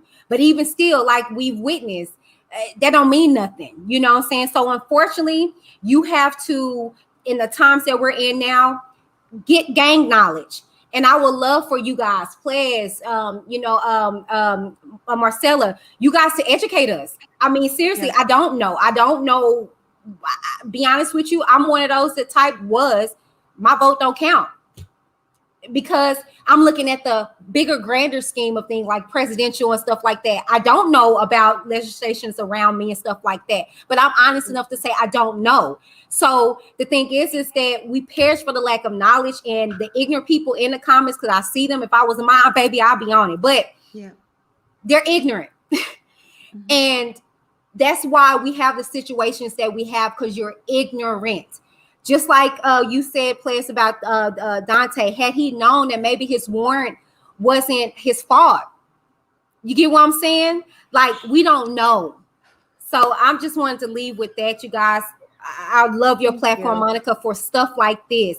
And like I said, my husband, I find him watching different stuff like on TV about like knowing your laws and stuff. I laugh and joke at him, but they be teaching like it be white folks. Let's be real, because we can't talk like that. But they be talking to the officers, and they be like, "Well, what are you putting me over for? Well, you know what I'm saying? This is my right. I don't have to show you this." They white, like I said. You have any black people doing that? But anyways, they're teaching you. You know. Thank you for calling in, my love. You are so sweet, and we appreciate you. Thank you. Thank you. The backstage is full, but thank you. Thank you. Bye bye. Oh, I like her.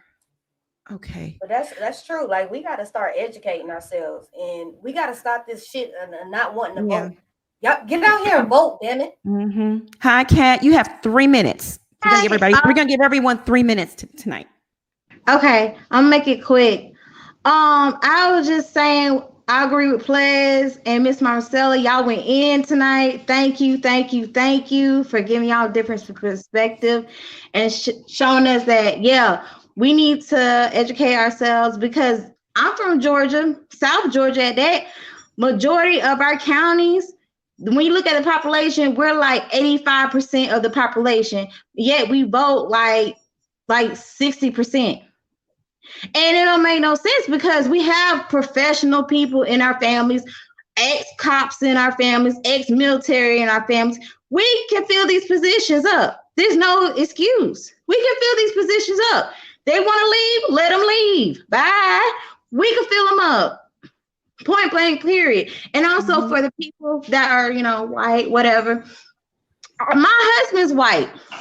I just showed him the documentary. It just came out on HBO called Extreme All the Brutes. It tells you centuries how this thing was played out. It affected everybody over the world in different ways and in different areas. So there's no excuse anymore. We need to learn and do better. We have to do better and know who we're dealing with. Once you know who you're dealing with, you know how to work around it. So encourage people in your town to vote for your city election, and then vote for your Senate and your Republicans. Just don't go out and vote for the president.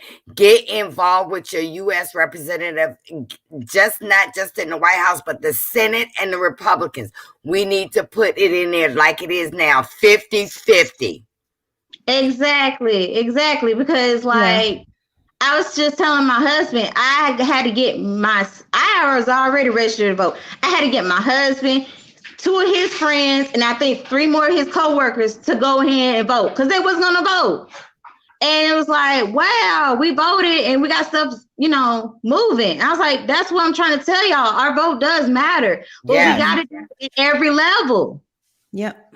Yeah, I'm sorry. I just want right quickly, Monica, because I still see people saying voting doesn't count. If you don't see the laws that they are in Georgia, in Texas, in every other almost state in this country, what else do you need to see to know that your vote matters? If your vote didn't matter, they wouldn't be trying to make it this hard to withhold the vote or take the vote from you. In Georgia.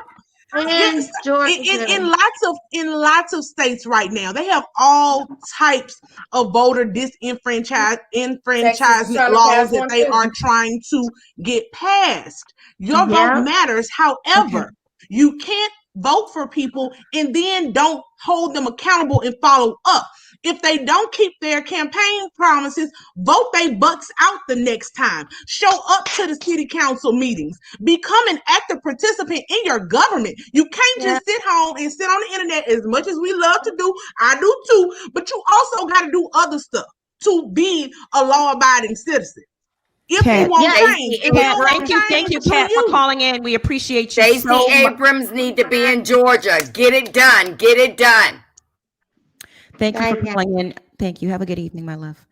Okay, let me, because it's in the words of the Migos, walk it like you talk it. If you can sit up here and know every lyric to a rap song, you can get your ass down there and learn Anna how to and vote. Candyland. If y'all want to be on camera, I mean, if you want to be, you want to call in, please turn your cameras on. You have to have your cameras on to commentate. FBA Goddess, you ready to come on? Just give me a thumbs up. Make sure all your devices are off. There's no echoing or anything of that nature. Okay, great. And you're on mute. Just take yourself off of mute. Okay, y'all not gonna like me when it comes to the voting. Am I echoing? Do you have a TV up or another phone, another device or anything? Let me go in my house because I'm at the garage. I'm sorry. That's okay. I don't know what it's echoing. I don't have anything else on, but I just want to say I'm echoing, but I don't know why. You said we're not gonna like you because you vote. Let me hear this. No, I'm not gonna say that. That's not what I was gonna say. What I was gonna say to you is there is a man, I was trying to get his name, but The sound is really bad. I'm gonna take you out for a few minutes. I'll bring someone else back on. Yeah, because the sound is really, you can't really hear it.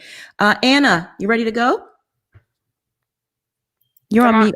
There you go. Hi, everyone. I love y'all, all of y'all. I just enjoy everyone. But I wanted to say, first off, is that it's really bad. It's bad. I live in Georgia, but I'm originally from Ohio. We have a lot of cases in Georgia that are not even mentioned. Also, the same goes for in Ohio. But the one thing that really stuck in my mind that I was hearing all of the ladies say, especially Ples and Marcella, we really need to be aware of who is running for office. And we need to know what their places are, what they're doing in the community, how active are they, how long they've been active, how long they've been before they was elected for that position. Because just like we also know here in Georgia, the lady that was running against Warnock, she had not been in the system that long before she became an elected official. She was a billionaire.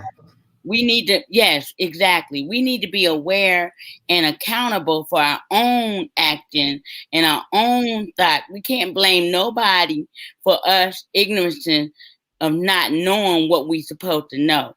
And I agree with Ples. When you get your education is good, but you need to use common sense. And you need to be knowledgeable in what you're saying and how you're saying it and bring it about change. The way we're going to bring change is we have to be accountable. We need to take action, and we need to use a wise platform when we do protest. We can't just get out there with signs and whatnot and not really know our rights, not know what we really fighting for and all of that. And I really feel like as an advocate, as a person like myself, a mother who have two sons and they are grown now, we gotta, maybe as mom or single mom, we need to really get together and band together and find a way, even if we have to go out of our comfort zone and get people who are very educated and knowledgeable on how to bring it forth. But we need to band together and protect our young men, because not only is it affecting this generation, it's the generation to come. And yes, I do agree. The Bible speaks of itself. A lot of people try to dismiss the Old Testament versus the New Testament or whatever, but we need to get down on our knees and pray and go to God and say, Lord, show us a plan. Make us, when Martin Luther King was running for the civil rights movement, he was doing it all by what? God and faith. So we need to resort back to God and faith. That's all I want to say right now. I'm just glad on this platform because this is what we really need. And as a mom, I'm 56. I might not look my age, but guess what?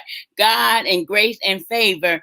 I trust Him, and I believe in Him, and I believe that the end gonna come when we all bring it all together, and that's gonna be our end come. That's what Martin Luther King was talking about, civil rights movement. We need somebody that gonna fight for us like he did in the 60s and in the late 50s. That's what we need right now. Absolutely. Thank you so much for calling in, Miss Anna. We appreciate you. Bye. Bye, my love. All right. Let me see here. Okay. FBA, you ready to go? Thumbs up. All right. Here we go. Now it sounds better. Much better. Thank you. Okay. All right. So I let me start by saying hello, everyone. Hi, Plans. I love the lipstick. Hi, Schoolboy. Can I just say one thing real quick? Can I just say, just give me 1 second. Can the mods, Jana B and Kanisha, can y'all DM me right now on Instagram, please? I really, really, really would appreciate it. Please. Okay, go ahead. I had two things. The first thing is that you all are speaking about voting. I do, agree with local voting, but there's a man that speaks about voting, and his first name is Jordan. I can't think of his last name. I was trying to figure out what that was, but anyway, he speaks about voting. And when it comes to voting, I know, Marcella, I do believe in that, but listen to what I'm saying.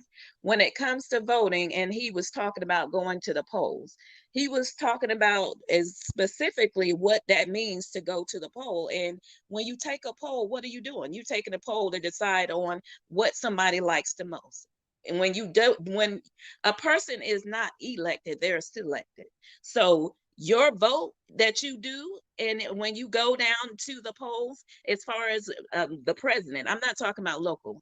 Local, we do need to do that because we do need to send our senators and everybody to Washington to fight for us. We do need that. But when it comes to the president, I want everybody to think that they have a say-so in that. I'm sorry to say, if you really, really, really study what it is about elections, it's not that. It is exactly what I said. People are selected and not elected.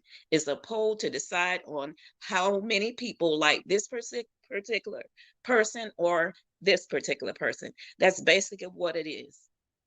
It's basically what it is. It's not you actually deciding on who this president is. You did not decide on that Biden was the president, nor did you decide on that Trump was. They have their decisions. They are bought and paid. They're bought and paid. I know y'all don't, but I know y'all are saying that. I want our Black people to stop use your brain. I understand the behind everybody being so forceful behind voting. I understand. I believe that. I understand voting and what the importance of it is. Do you vote? I did. And not this year I didn't. No. So how you expect things to change if you're not letting your voice be heard by a Black pen? Let me tell you about change. What do you think you're going to change in Washington between that man that's sitting in office right now? What do you think you're going to do? We got an equal playing field, and that's the best we can do right now. We don't. Well, we actually kind of don't. But do you not see that? I don't want y'all to dislike me. I love y'all. Listen. It's not personal. No. You're entitled to your opinion. You are totally entitled to your opinion. I just want Black people to stop being murdered by the police. Well, and I just want the hate to bring up. That's yeah. The next thing I mean, how can the voting change that? Because it hasn't stopped. It's just getting worse. But here's the thing. Think about something real quick though. When I'm not for Republicans, and let me tell you that now. I'm gonna say that before I say this. But if you take a look at the last 8 years when the President Obama was in office, which is a Democrat, there was hell in the streets shooting down Black people. Going next to when Trump came into office, there was some, little stupid stuff going on, shooting there, but it was not all broke out, all hell breaking or loose. Now the Democrats back in there, what is going on again? It's shooting down. You know why? Because they do not want us to have these guns. That's why. I know y'all don't want to hear it, but it's the truth. They don't want us to have these guns. I vote for. police crime has been the same. You really need to go back and look at your Okay. statistics. It's been the Okay. same. But my concern is when you try to break down who's in control of what. At the end of the day, if you're the low man on the totem pole, you don't control it anyway. So why would it hurt for you to vote? But if we are right and voting does matter, which voting does matter because they wouldn't be trying to take it away from you, you need to go vote. Because the more you, even though you're saying, I'm not talking about a local, people don't hear you say that. People hear you say they have selected the people already, so why I gotta go vote? And that is dangerous. I'm That not is a asking very why. dangerous mindset to have. I'm not And the asking way why. they I already know counted why. those votes for that president, it mattered. Every last one of it mattered. I'm not asking why. I know why. I know the answer to that question. I'm not. I mean, it's not. I only don't have but so much time up here, so I don't have. I'm sorry, you didn't have a voice this election. So I mean, you didn't vote from what And you when you just don't said. vote, and when you don't vote, you Okay, automatically I give it do. to the Okay, other party. let me say this one more time. Now, this last election, I voted. I'm almost 50 years old. I have voted every election there has been.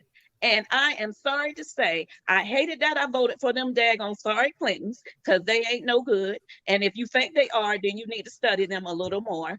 And as far as the one that's in there now, I don't like Crime Bill Joe. I don't like him. I'm sorry. But you didn't have a voice this Okay, Marcella, election, it's okay. 2020. Marcella, have see, a let's voice not. with him. I'm not going to do the lesser of two evils because what did you just say? You said evil. They're both evil. So I'm not for either one. I took I used to be a Democrat. I was, but now I'm not an independent either. I'm unaffiliated because I decide on what I want to do. I don't want nobody to tell me whether I'm a Democrat or a Republican or independent or whatever the case may be. I don't want that. I'm not following anybody unless I see that you have a reason for me to do something. Them two that they had, it was nothing. It was, what was I voting for? But just the vote? You're entitled. I'm asking You're Marcella. entitled to your opinion, and I appreciate you calling in because there are people that agree with you, and it's good to hear every side and every side of the coin. A lot of people on this panel, as well as in the chat, strongly are into voting. I get it. I understand.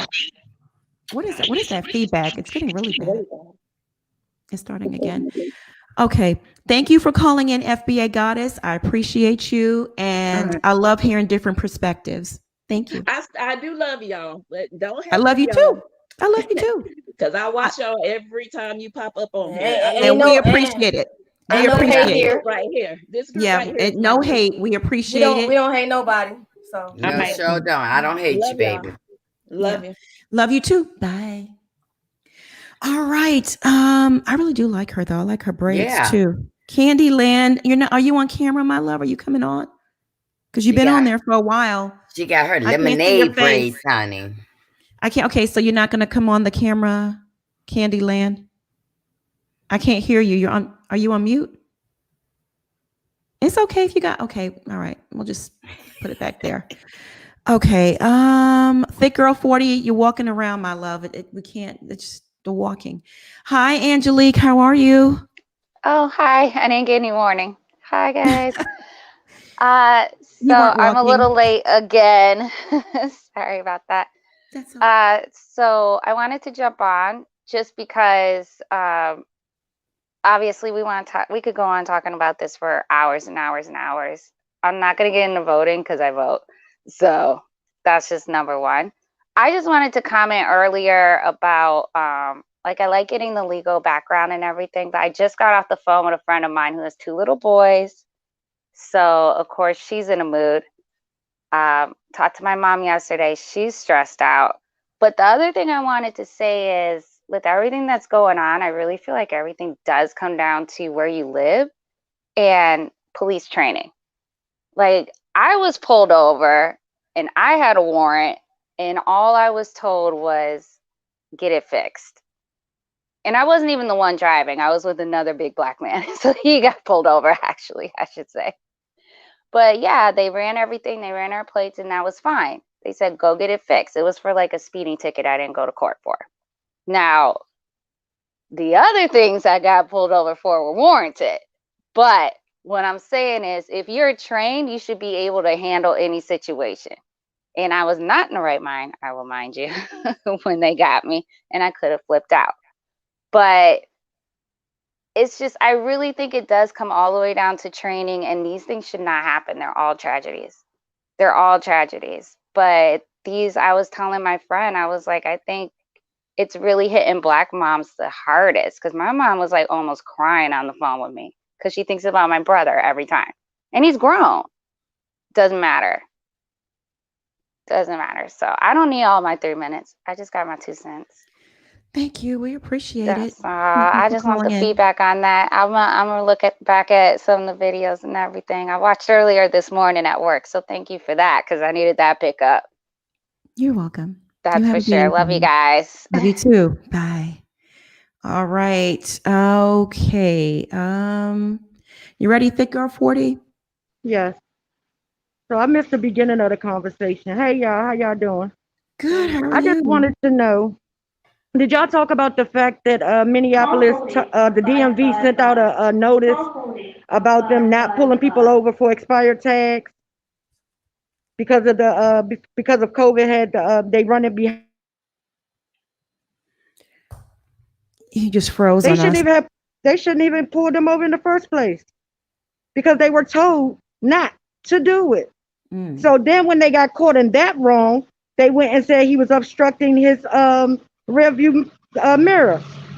No, you saw it was a driving while black incident. That's what happened. You saw a black man driving down the street and you wanted to pull him over. So you had to find a reason to pull him over. You can't tell me that you don't know how much your gun weighs. You can't tell me you don't know the color of your gun. It's too many factors that goes into this. And I'm a mother of 4 sons. So every time I see a young black man that's killed, I can't leave my house without telling my kids that I love them. Because I don't know if I'm gonna come back or they gonna come back. We should not have to live like this.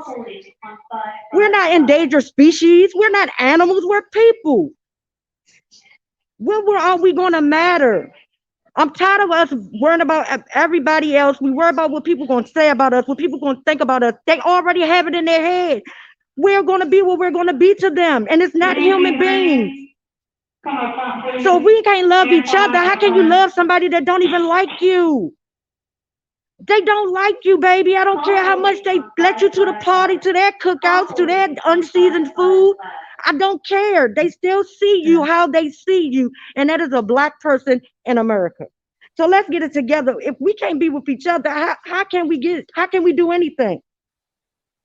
We got to pull together to do this.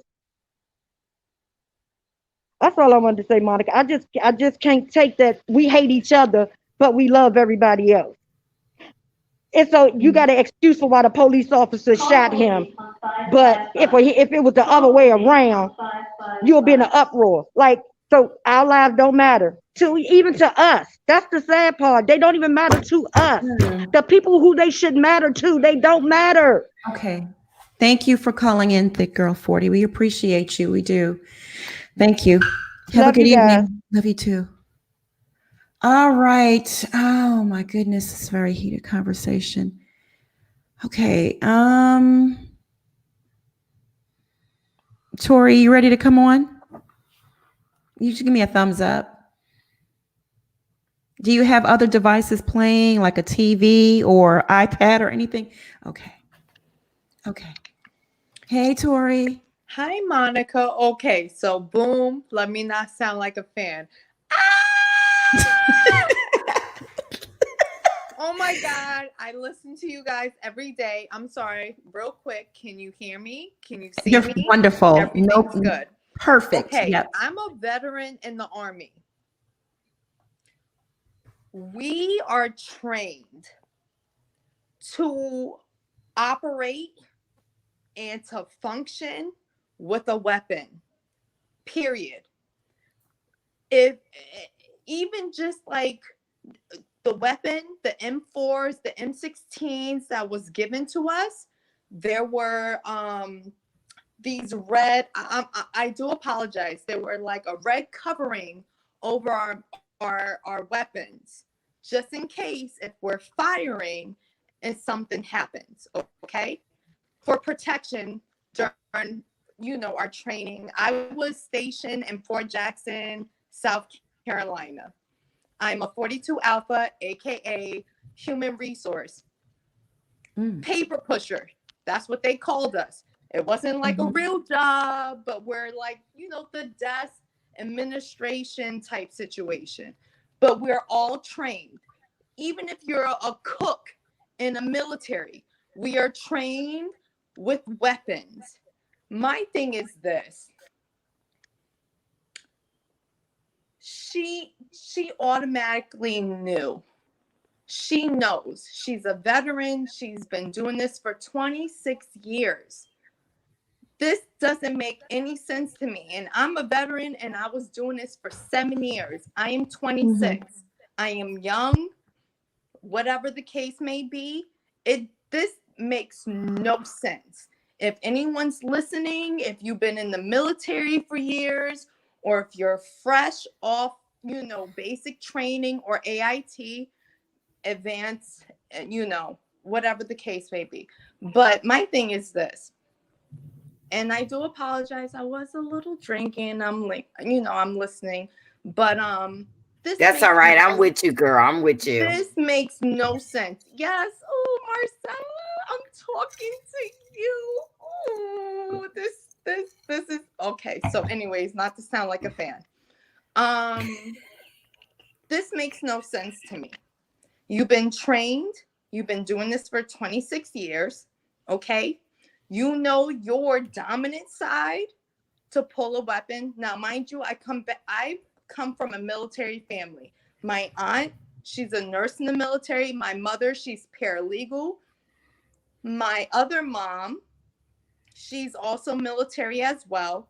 She's been in for 20 plus years. She's been deployed 3 times. This is Tori. unacceptable. Yeah, Tori. Our backstage is filling up, my love. I just want to say thank you for your service. Yes. And I'll be quick. This makes your 3 minutes are up though.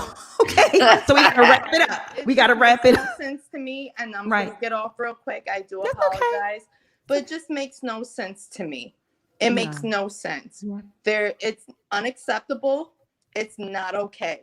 And you know what's crazy? I literally my husband is military. He just got off from being active duty.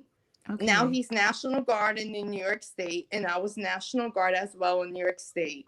And he was telling me, he was like, listen, maybe you want to re-enlist. And I'm like, dude. Tori, girl, thank you so much for calling in. We got to chat, I do apologize, Monica. That's okay. No, that's fine. Okay. Listen, that's why we have this new clock now, to give everyone a fair chance, because the backstage is completely full. And thank you for your service and your husband as well, my love. Thank you. You were beautiful. Thank you. No, keep no listening. Need to apologize. Bye-bye. I'm going to add Uncle Charles before we get out of here. Hey, Uncle Charles. Hey, Uncle what's up? What's up, y'all? How you doing? What's going on? We sick and tired, Uncle Charles. I know you're sick and tired. Sick and tired of being sick and tired. I'm going to help you out right now. Here's another young black male that's gone. Once again, now let's just look at this thing. When those agents got killed down there in Atlanta down there, they hurry up and got a press conference. We need to pass a bill of assaults and murder against Asian Americans. Where's our press conference? When we gonna get one? Now I believe in the president. I think the president doing an okay job. But when you fall down them steps, fall in that office and sign a new bill for protected African Americans in this country. See, people don't understand. This been since the beginning. It's been since World War II. How about the United States catch the enemy and let them eat in the lunchroom, and we was fighting with the United States, and then they wouldn't even let us eat in the lunchroom. Now, wait a minute. Who the damn enemy? The one we just captured or the one we fighting with? Which one is it? And then we found out when we had the civil rights movement, we marched to Washington, it was white and black and all kinds of people out there. And then they found out that we didn't smell or we didn't have no tails between our legs. It's about time that we get some respect in this country. I'm tired of it. I got a 15-year-old son. I am worried because he's going to start driving. He's going to start sniffing up behind them girls. And I got to tell him, I got to get him the black man code. You know, we got to give him the black man code. And I'm just sick and tired of it. Another young man gone. And it just don't make no sense. But I can tell you this. While you in there signing that bill for Asian Americans, sign the bill for us too. This is why we are fighting the way we fight. And another, I want to say this to these people, these so-called blacks that say they helping us and they're not. We need to be careful who we put in charge, y'all. We need to be very careful who we put in charge because they will sell you under the table. I'm telling you right now. Like I told Pastor, I don't care what you tell me about Noah's Ark. I saw you down there picking up that lady on the street. So don't you go talking to me, Rem. I saw you out there with them red shoes. Nobody in the world wear red shoes but you. So it was you, Rem. Here he is, believing in what he's saying, but he ain't no gooder than what he preaching. And that's all I gotta say, y'all. We're gonna have to stop this. We're gonna have Black Lives Matter out there. You got whites out there. Well, a lot of people don't understand. We got young whites out there are standing out there getting hit in the head, arrested, and all that. They're out there not because of the color of our skin, but because they believe in human rights. We got human. How about us being a human? How about treat me like a human? Forget about my damn color. Treat me like a human, okay? Because if you don't want to live next side of me and you don't want to smell no barbecue smoke, then you better move. Or you better move because I'm going to eat my watermelon. I'm going to cook my barbecue and keep your damn dog out my yard. Because that's the last time you steal my meat. I'm telling you, I can't cook barbecue no more. I can't even do it no damn more because the damn dog keep creeping up in my yard getting my damn meat. I'm sick of it. But that's all I got to say. We got to stick together, y'all. We got to love each other, and we got to stop selling each other out. That's the only way we're going to move forward, y'all. Yes, absolutely. Humankind, mankind, we got to start loving each other. That's where it starts. Y'all have a blessed night. You too. Bye, Uncle Charles. Bye. Uncle Charles. Yeah, I want Uncle Charles. I want Uncle Charles. I don't even know if I want them to treat me like a human because they treat some of their own people worse too. I want them to treat me like they treat their dogs. They treat them real well. Yeah. Oh, yeah. They love them. I mean, I've seen so many comments and spoken to so many people. They love their animals more than they love people. So, yeah, treat me like you would treat your dog. Let me tell you something. If you go on Twitter and you say anything bad about a dog, oh my God. Whoo. The PETA will put your ass up underneath the jail. Shoot. You will be roasted from here to kingdom come. Okay, let me acknowledge some super chats before we head out of here tonight. Oh my God, this was a lot on my spirit. I'm telling y'all. Jamisha Epps, thank you so much for the super chat. Thanks, panel, for speaking the truth. Plez, you said it all. Those in the chat with a different opinion are a part of or either benefit from systemic racism, and they know it. Got a point. High Vibe, thank you so much for the super chat. All of these murderers are premeditated. Chauvin should be tried for first degree, and so should this latest cop. Yes. Beauty Educator, thank you so much for the super chat. Monica Plez, Marcella Schoolboy, love y'all. We love you as well. Thank you. Poise Nostalgist, thank you, sis. Thank you so much. Thank you, Monica, and the panel for speaking out. And I just let me stop right there and just tell the panel, listen, I love you guys so much. Thank you for being honest and not fearless, not being afraid to speak your minds, because at the end of the day, we come off of here and we go back out into society and we have to deal with clients or customers or our bosses or whoever, coworkers. And, it's a fine line. It's a fine line that we walk, where you want to express yourself, you want to be supportive, but at the same time, you got to play the game.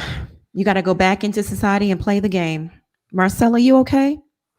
Yeah, I just need people to start loving yourself and love one another, and then we can build and fight without killing. And until we do that, we can't. We cannot. Nobody wants to really fight until it's your child or your Black family member. But I'm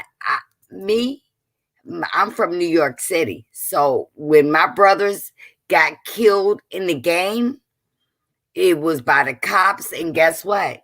We didn't know about all this that we know about today. So I don't want nobody to tell me because I got a little bit of money that I'm different. No, it's still the same. I'm hated in the sector I'm in more because I'm smart and I got the money.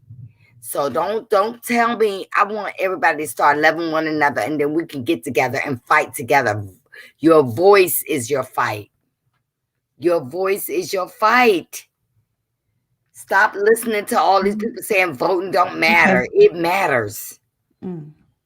I miss Bishop too, Sonia. I do. I wish he was here. Patricia Clueless, thank you so much for the super chat. After this live, y'all deserve a shot. I can't drink. I'm on that cleanse. I'm drinking for you, Monica. Oh, thank you. I appreciate it. Thank you. T. Johnson, thank you so much for the super chat. I recently retired from the military, 20 years. Racism is strong in our military as well. Look at Army Sergeant Jonathan Pentland. He's not the only one. That was the Army sergeant that harassed, racially profiled, and physically attacked a young Black man in his neighborhood for no reason. For no apparent reason. He saw him. He was walking the guy. Young boy was walking a dog. The dog got loose. There was a conversation between him and another female.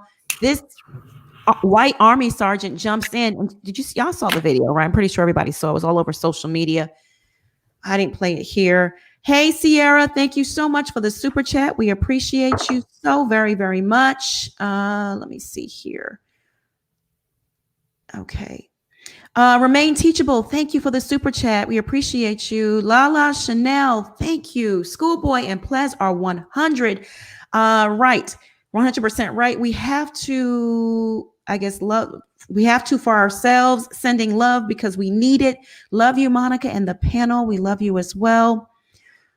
Train with Jazz, thank you for the super chat. We appreciate you.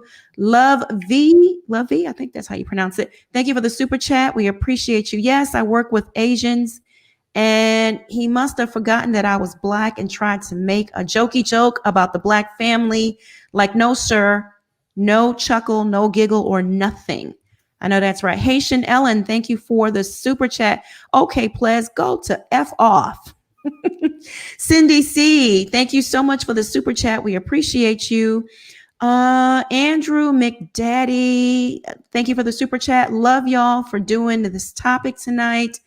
F the haters. Oh, goodness gracious. Real Love, thank you for the super chat. America needs to address why the system is allowing uneducated cops to play judge and juror.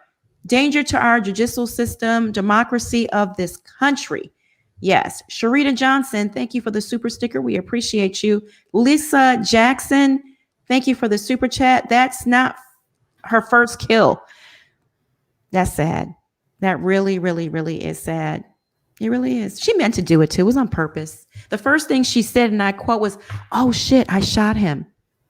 Yeah. If you're in shock and you're confused and you're thinking it's a taser, how do you react that fast? I don't know. San Boone, thank you so much for the super chat. We appreciate you. I don't like what Biden had to say either. Okay. Ray Ito De Sol, thank you so much for the super chat. She says, thank you all for this discussion. God bless you all. God bless you as well. We appreciate you. Jada Baldwin, thank you for the super chat. They created, and I quote, harm reduction when the drugs, crimes, and homelessness started affecting their communities. Is that a thing, harm reduction? I need to look that up. You know about that, Plus? I haven't looked into it enough to talk about it, but no. Yeah. Sam Boone says, thank you, Plez. No matter how far we come, we can't forget where we come from or what our ancestors had to go through so we could have what we have. Absolutely. Couldn't agree more. Delicia, thank you so much for the super chat. Monica, Plez, Schoolboy, and Marcella, this is a real talk. Thank you for sharing this information. You are so welcome. Kelly Kale's Closet, thank you for the super chat. This same lady cop was involved with the shooting death of an autistic man years ago, told her colleagues to shut off their cams and talk to no one. So she's crooked. She's not a good person. She lacks integrity. You know, makes it even harder to believe that it was a mistake. No, she wanted to kill that Black boy. The spirit was in her. The devil, the demon was in her, and she just wanted to do it. Probably felt real good afterwards as well. Kisha Kayoto, thank you so much for the super chat. We appreciate you. Michael Slager was sentenced to 20 years, second-degree murder of Walter Scott down here in South Carolina. Now he wants to vacate his sentence, and a new judge is taking a look into the case and sentence appeal. It happens, and I really hope he doesn't get off. I hope it's thrown, rejected, denied. Jojo, let me see here. Jojo in Seoul, thank you so much for the super chat. Hugs to you, lovelies. Thank you. I will never understand what it's like to be you. Thank you for saying that. That means a lot. Thank you. Only from a Mexican-American standpoint, I can absolutely emphasize your pain and frustration. Your hurt should be validated, never dismissed. Love to you all. Thank you for saying that. That really touched me. Thank you. Appreciate that. Really, we really do. Usali means black honey. Thank you so much for the super chat. The mayor didn't accept her resignation yet. He can still fire her. I hope he does. Now, if he fire her, does she lose her pension? If she's fired, does she? Yeah, she loses it. Yes. Oh, I hope he does that then, because she just needs to lose it. Asata, thank you so much for the super chat. We appreciate you. This just reminds me of Trayvon Martin, how Zimmerman got away free. So sad. Yeah, it really does. Oh my goodness. Let me see here. Asalu means black honey. The mayor did. Okay, it's already did that one. Candace Lane, thank you so much for the super chat. She had that gun in her hand for a couple of minutes before shooting. Trina D, thank you so much for the super chat. We appreciate you. Come talk with me. I sent you this and the U.S. soldier one as well because I have 5 sons and I fear for their safety every day. Thanks for addressing this. That's Miss Vanessa. Thank you, Miss Vanessa. Hilda Harla, thank you so much for the Japanese yen. We appreciate you. Hi, Monica, and your very smart panel. This is sad that America is holding a trial for the murder the whole world saw. In my country, there is a mob justice. That police officer would have already been dead. Oh, right.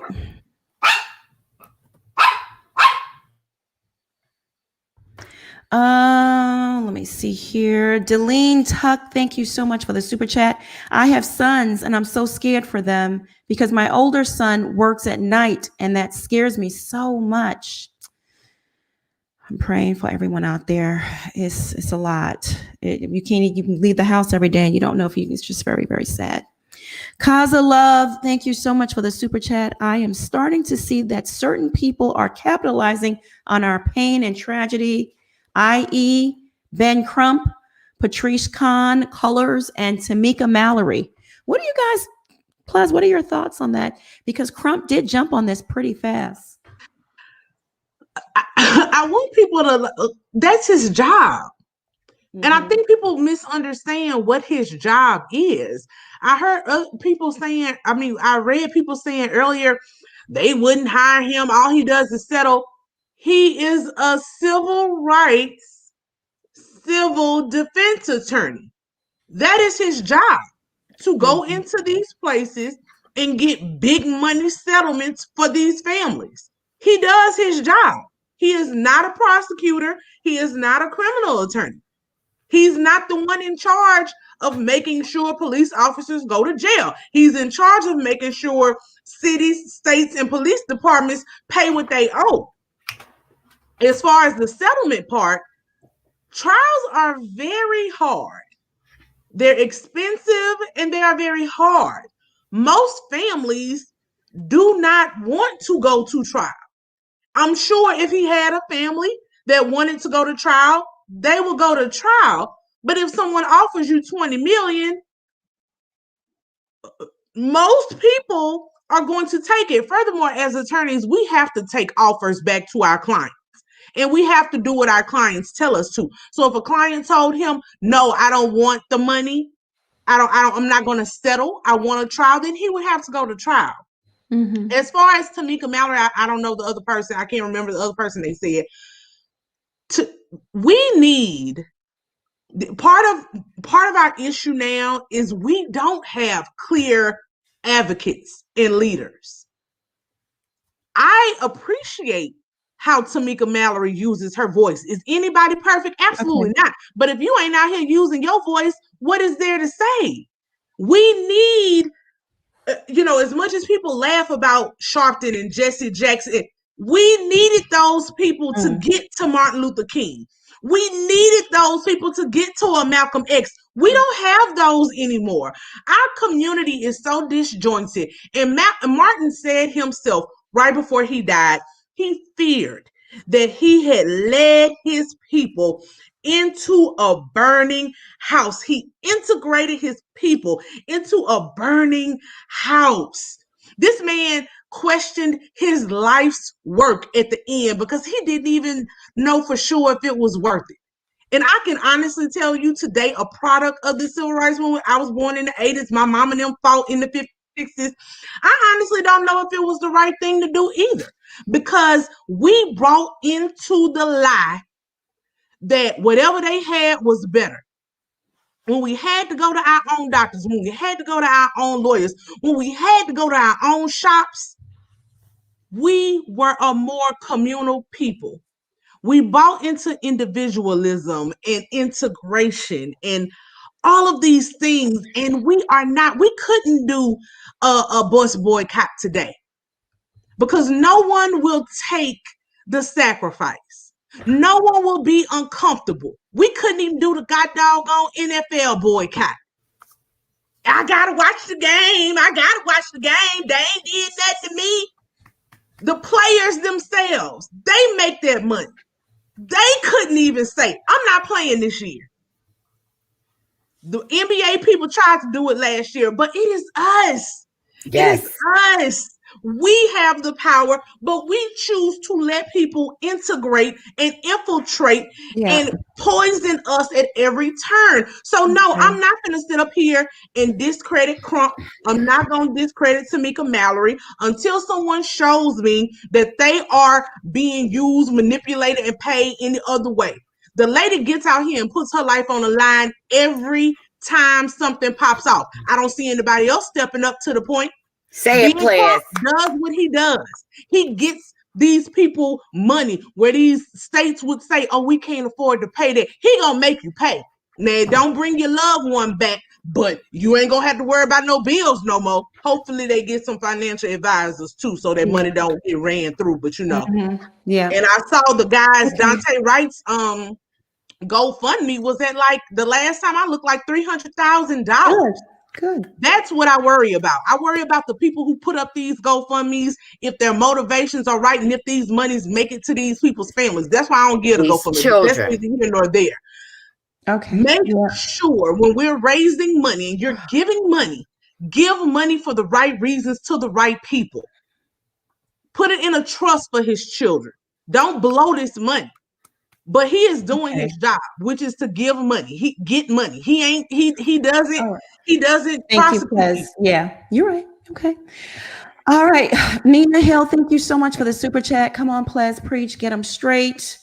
Thank you for the super chat. Dr. J1930, funny girl, thank you for the super chat. Stacy wanted us to come together as the people. Stop killing our own before we can stop others from killing us. Okay. TK, thank you so much for the super chat. We appreciate you. I appreciate y'all. Are officers randomly drugged, screened? I believe so. Chavez looked high as a kite as he killed George Floyd. Tawana to Inspire TV, thank you for the super chat. My son went to church and then to his security job. On his way home, they locked him up and said he robbed a Subway. And because the white owner said he looked like a crook, I had to pay to get him. I had to pay a lot to clear. I'm sorry about that. Wow. Oh, goodness gracious.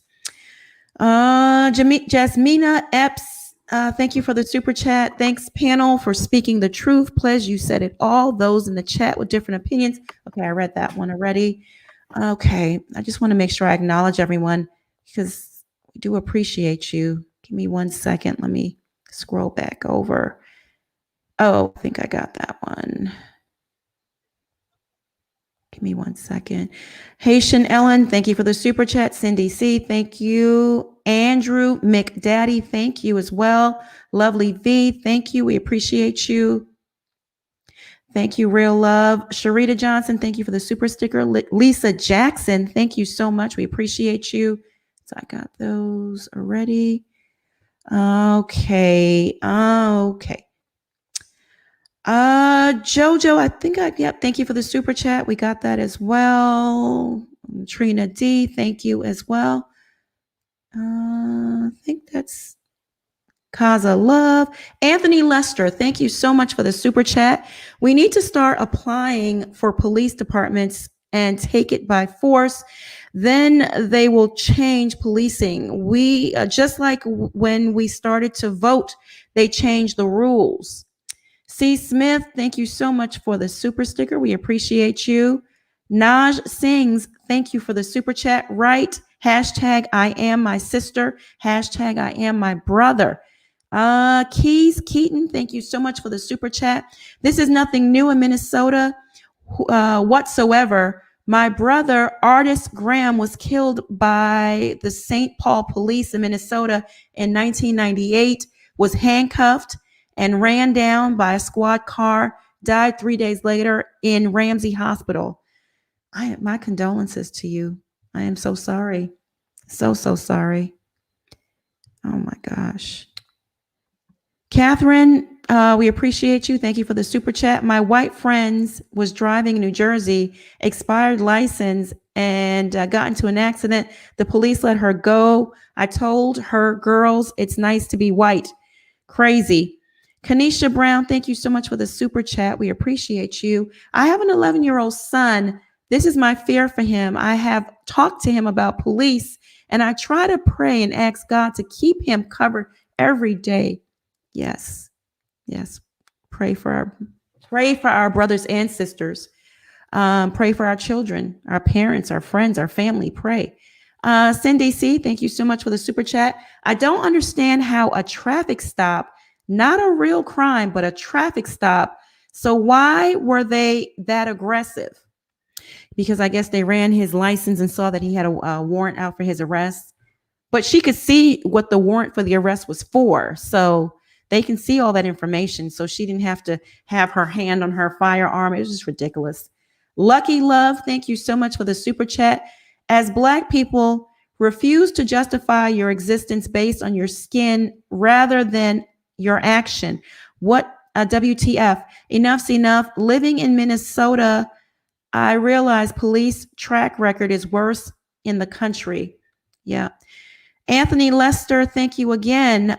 This heifer was the embodiment of Denzel's Washington movie, Training Day.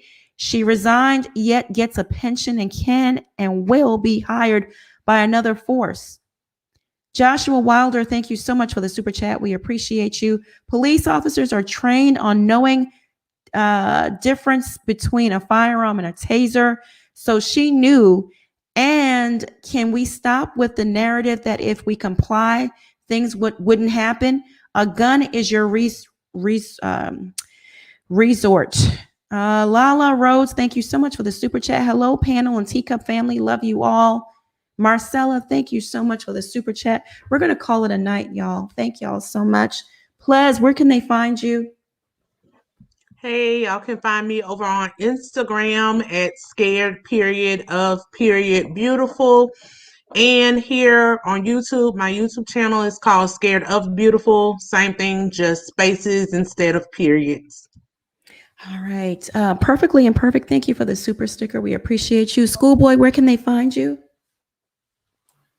You can find me on my YouTube channel at school_boy. Also, that is my same handle on Twitter, school_boy. And on Instagram, it's going to be school_boy_2021. Marcella, where can they find you?